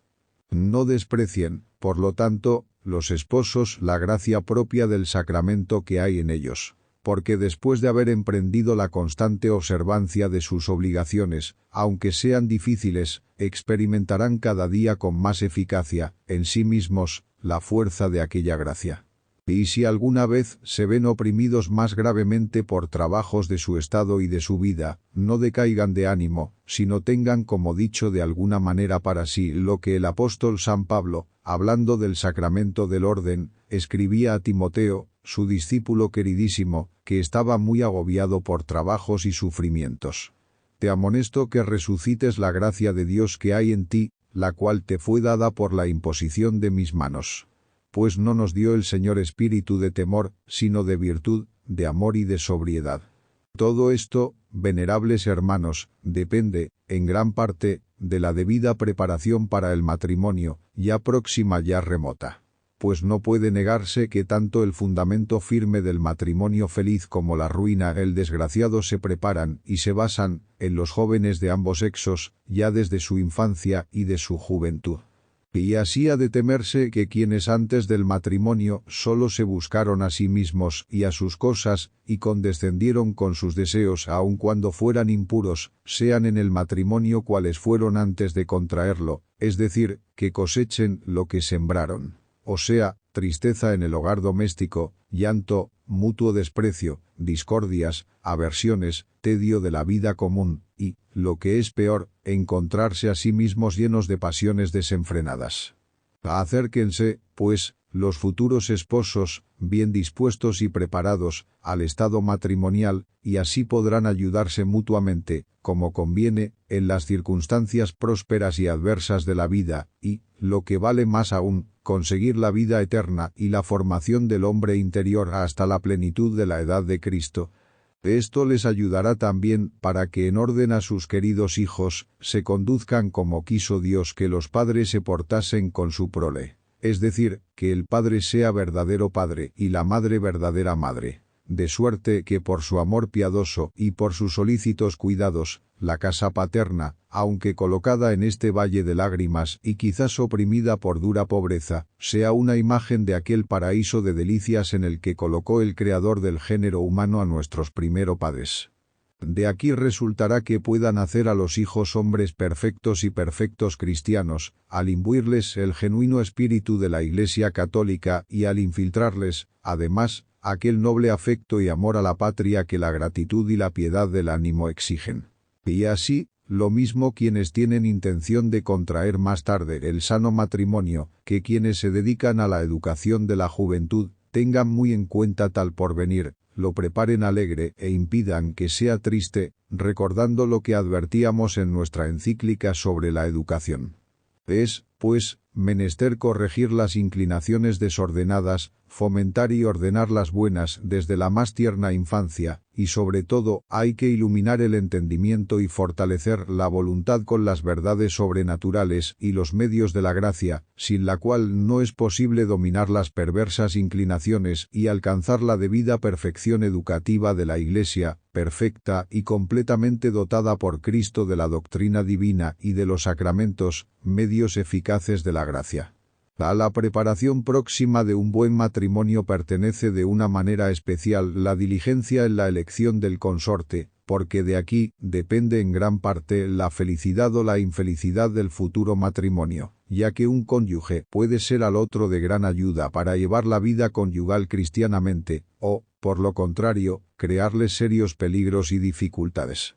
Para que no padezcan, pues, por toda la vida las consecuencias de una imprudente elección, deliberen seriamente los que deseen casarse antes de elegir la persona con la que han de convivir para siempre, y en esta deliberación tengan presente las consecuencias que se derivan del matrimonio. En orden, en primer lugar, a la verdadera religión de Cristo, y además en orden a sí mismo, al otro cónyuge, a la futura prole y a la sociedad humana y civil, que nace del matrimonio como de su propia fuente. Imploren con fervor el auxilio divino para que elijan según la prudencia cristiana, no llevados por el ímpetu ciego y sin freno de la pasión, ni solamente por razones de lucro o por otro motivo menos noble, sino guiados por un amor recto y verdadero y por un afecto leal hacia el futuro cónyuge, buscando en el matrimonio, precisamente, aquellos fines para los cuales Dios lo ha instituido. No dejen, en fin, de pedir para dicha elección el prudente y tan estimable consejo de sus padres, a fin de precaver, con el auxilio del conocimiento más maduro y de la experiencia que ellos tienen en las cosas humanas, toda equivocación perniciosa y para conseguir también más copiosa la bendición divina prometida a los que guardan el cuarto mandamiento. Honra a tu padre y a tu madre, que es el primer mandamiento en la promesa, para que te vaya bien y tengas larga vida sobre la tierra. Y, porque con frecuencia el cumplimiento perfecto de los mandamientos de Dios y la honestidad del matrimonio se ven expuestos a grandes dificultades, cuando los cónyuges sufran con las angustias de la vida familiar y la escasez de bienes temporales, será necesario atender a remediarles, en estas necesidades, del modo que mejor sea posible. Para lo cual hay que trabajar, en primer término, con todo empeño, a fin de que la sociedad civil, como sabiamente dispuso nuestro predecesor León XIII, establezca un régimen económico y social en el que los padres de familia puedan ganar y procurarse lo necesario para alimentarse a sí mismos, a la esposa y a los hijos, según las diversas condiciones sociales y locales, pues el que trabaja merece su recompensa. Negar esta o disminuirla más de lo debido es gran injusticia y, según las Sagradas Escrituras, un grandísimo pecado. Como tampoco es lícito establecer salarios tan mezquinos que, atendidas las circunstancias y los tiempos, no sean suficientes para alimentar a la familia. Procuren, sin embargo, los cónyuges, ya mucho tiempo antes de contraer matrimonio, prevenir o disminuir al menos las dificultades materiales. Y cuiden los doctos de enseñarles el modo de conseguir esto con eficacia y dignidad. Y, en caso de que no se basten así solos, fúndense asociaciones privadas o públicas con que se pueda acudir al socorro de sus necesidades vitales. Cuando con todo esto no se lograse cubrir los gastos que lleva consigo una familia, mayormente cuando ésta es numerosa o dispone de medios reducidos, exige el amor cristiano que supla la caridad las deficiencias del necesitado, que los ricos en primer lugar presten su ayuda a los pobres, y que cuantos gozan de bienes superfluos no los malgasten o dilapiden, sino que los empleen en socorrer a quienes carecen de lo necesario. Todo el que se desprenda de sus bienes en favor de los pobres recibirá muy cumplida recompensa en el día del último juicio. Pero los que obraren en contrario tendrán el castigo que se merecen, pues no es vano el aviso del apóstol cuando dice: si alguien tiene bienes de este mundo y, viendo a su hermano en necesidad, cierra las entrañas para no compadecerse de él, ¿cómo es posible que en él resida la caridad de Dios? No bastando los subsidios privados, toca a la autoridad pública suplir los medios de que carecen los particulares en negocio de tanta importancia para el bien público, como es el que las familias y los cónyuges se encuentren en la condición que conviene a la naturaleza humana. Porque si las familias, sobre todo las numerosas, carecen de domicilio conveniente, si el varón no puede procurarse trabajo y alimentos, si los artículos de primera necesidad no pueden comprarse sino a precios exagerados, si las madres, con gran detrimento de la vida doméstica, se ven obligadas a ganar el sustento con su propio trabajo, si a éstas les faltan, en los ordinarios y aun extraordinarios trabajos de la maternidad, los alimentos y medicinas convenientes, el médico experto, etc., todos entendemos cuánto se deprimen los ánimos de los cónyuges, cuán difícil se les hace la convivencia doméstica y el cumplimiento de los mandamientos de Dios, y también a qué grave riesgo se exponen la tranquilidad pública y la salud y la vida de la misma sociedad civil, si llegan estos hombres a tal grado de desesperación, que, no teniendo nada que perder, creen que podrán recobrarlo todo con una violenta perturbación social. Consiguientemente, los gobernantes no pueden descuidar estas materiales necesidades de los matrimonios y de las familias sin dañar gravemente a la sociedad y al bien común. Deben, pues, tanto cuando legislan como cuando se trata de la imposición de los tributos, tener especial empeño en remediar la penuria de las familias necesitadas, considerando esto como uno de los principales deberes de su autoridad. Con ánimo dolorido contemplamos cómo, no raras veces, trastrocando el recto orden, fácilmente se prodigan socorros oportunos y abundantes a la madre y a la prole ilegítima, a quienes también es necesario socorrer, aun por la sola razón de evitar mayores males, mientras se niegan o no se conceden, sino escasamente, y como a la fuerza, a la madre y a los hijos de legítimo matrimonio. Pero no solo en lo que atañe a los bienes temporales importa, venerables hermanos, a la autoridad pública, que esté bien constituido el matrimonio y la familia, sino también en lo que se refiere al provecho que se ha de llamar propio de las almas, o sea, en que se den leyes justas relativas a la fidelidad conyugal, al mutuo auxilio de los esposos y a cosas semejantes, y que se cumplan fielmente. Porque, como comprueba la historia, la salud de la República y la felicidad de los ciudadanos no puede quedar defendida y segura si vacila el mismo fundamento en que se basa, que es la rectitud del orden moral, y si está cegada por vicios de los ciudadanos la fuente donde se origina la sociedad, es decir, el matrimonio y la familia. Ahora bien, para conservar el orden moral no bastan ni las penas y recursos externos de la sociedad, ni la belleza de la virtud y su necesidad, sino que se requiere una autoridad religiosa que ilumine nuestro entendimiento con la luz de la verdad, y dirija la voluntad y fortalezca la fragilidad humana con los auxilios de la divina gracia. Pero esa autoridad solo es la Iglesia, instituida por Cristo nuestro Señor. Y así encarecidamente exhortamos en el Señor a todos los investidos con la suprema potestad civil a que procuren y mantengan la concordia y amistad con la misma Iglesia de Cristo, para que, mediante la cooperación diligente de ambas potestades, se destierren los gravísimos males que amenazan tanto a la Iglesia como a la sociedad, si penetran en el matrimonio y en la familia tan procaces libertades. Mucho pueden favorecer las leyes civiles a este oficio gravísimo de la Iglesia, teniendo en cuenta en sus disposiciones lo que ha establecido la ley divina y eclesiástica y castigando a los que las quebrantaren.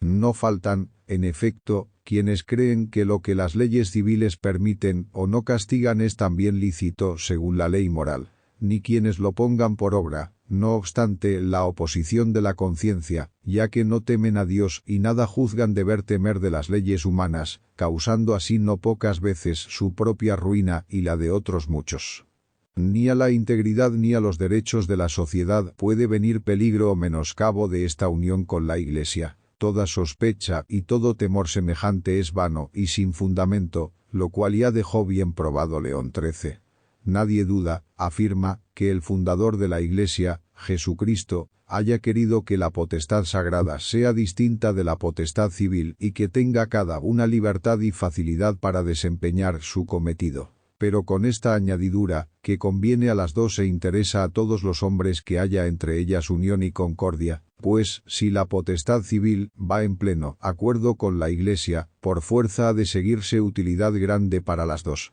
La dignidad de una se enaltece, y, si la religión va delante, su gobierno será siempre justo. A la otra se le ofrecen auxilios de tutela y defensa encaminados al bien público de los fieles. Y, para aducir ejemplo claro y de actualidad, sucedió esto conforme al orden debido y enteramente según la ley de Cristo, cuando en el concordato solemne entre la Santa Sede y el Reino de Italia, felizmente llevado a cabo, se estableció un convenio pacífico y una cooperación también amistosa en orden a los matrimonios, como correspondía a la historia gloriosa de Italia y a los sagrados recuerdos de la antigüedad. Y así se lee como decretado en el Tratado de Letrán. La nación italiana, queriendo restituir al matrimonio, que es la base de la familia, una dignidad que está en armonía con las tradiciones de su pueblo, reconoce efectos civiles al sacramento del matrimonio que se conforme con el derecho canónico, a la cual norma fundamental se añadieron, después, otras determinaciones de aquel mutuo acuerdo. Esto puede a todos servir de ejemplo y argumento de que también en nuestra edad, en la que por desgracia tanto se predica la separación absoluta de la autoridad civil, no ya sólo de la Iglesia, sino aun de toda religión, pueden los dos poderes supremos, mirando a su propio bien y al bien común de la sociedad, unirse y pactar amigablemente, sin lesión alguna de los derechos y de la potestad de ambos, y de común acuerdo velar por el matrimonio, a fin de apartar de las familias cristianas peligros tan funestos y una ruina ya inminente. Queremos, pues, venerables hermanos, que todo lo que, movidos por solicitud pastoral, acabamos de considerar con vosotros, lo difundáis con amplitud, siguiendo las normas de la prudencia cristiana, entre todos nuestros amados hijos confiados a vuestros cuidados inmediatos, entre todos cuantos sean miembros de la gran familia cristiana, a fin de que conozcan todos perfectamente la verdadera doctrina acerca del matrimonio, se aparten con diligencia de los peligros preparados por los pregoneros del error, y, sobre todo, para que, renunciando a la impiedad y a los deseos mundanos, vivan sobria, justa y religiosamente en este siglo, aguardando la bienaventurada esperanza y la venida gloriosa del gran Dios y Salvador nuestro, Jesucristo.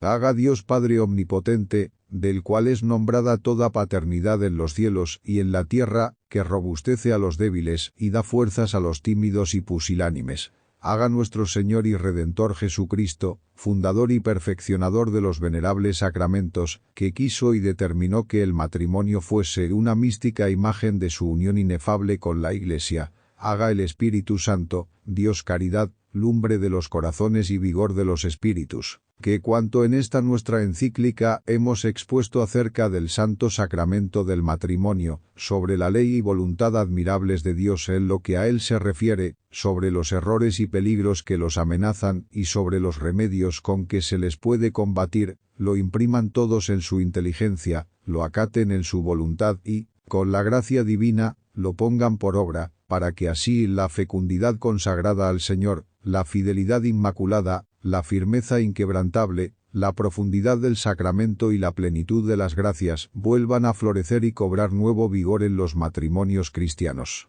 Y para que Dios nuestro Señor, autor de toda gracia, cuyo es todo querer y obrar, se digne conceder todo ello según la grandeza de su benignidad y de su omnipotencia, mientras con instancia elevamos humildemente nuestras preces al trono de su gracia, os damos, venerables hermanos, a vosotros, al clero y al pueblo confiado a los constantes desvelos de vuestra vigilancia, la bendición apostólica, prenda de la bendición copiosa de Dios omnipotente. Dado en Roma, junto a San Pedro, el 31 de diciembre del año 1930, año 9 de nuestro pontificado.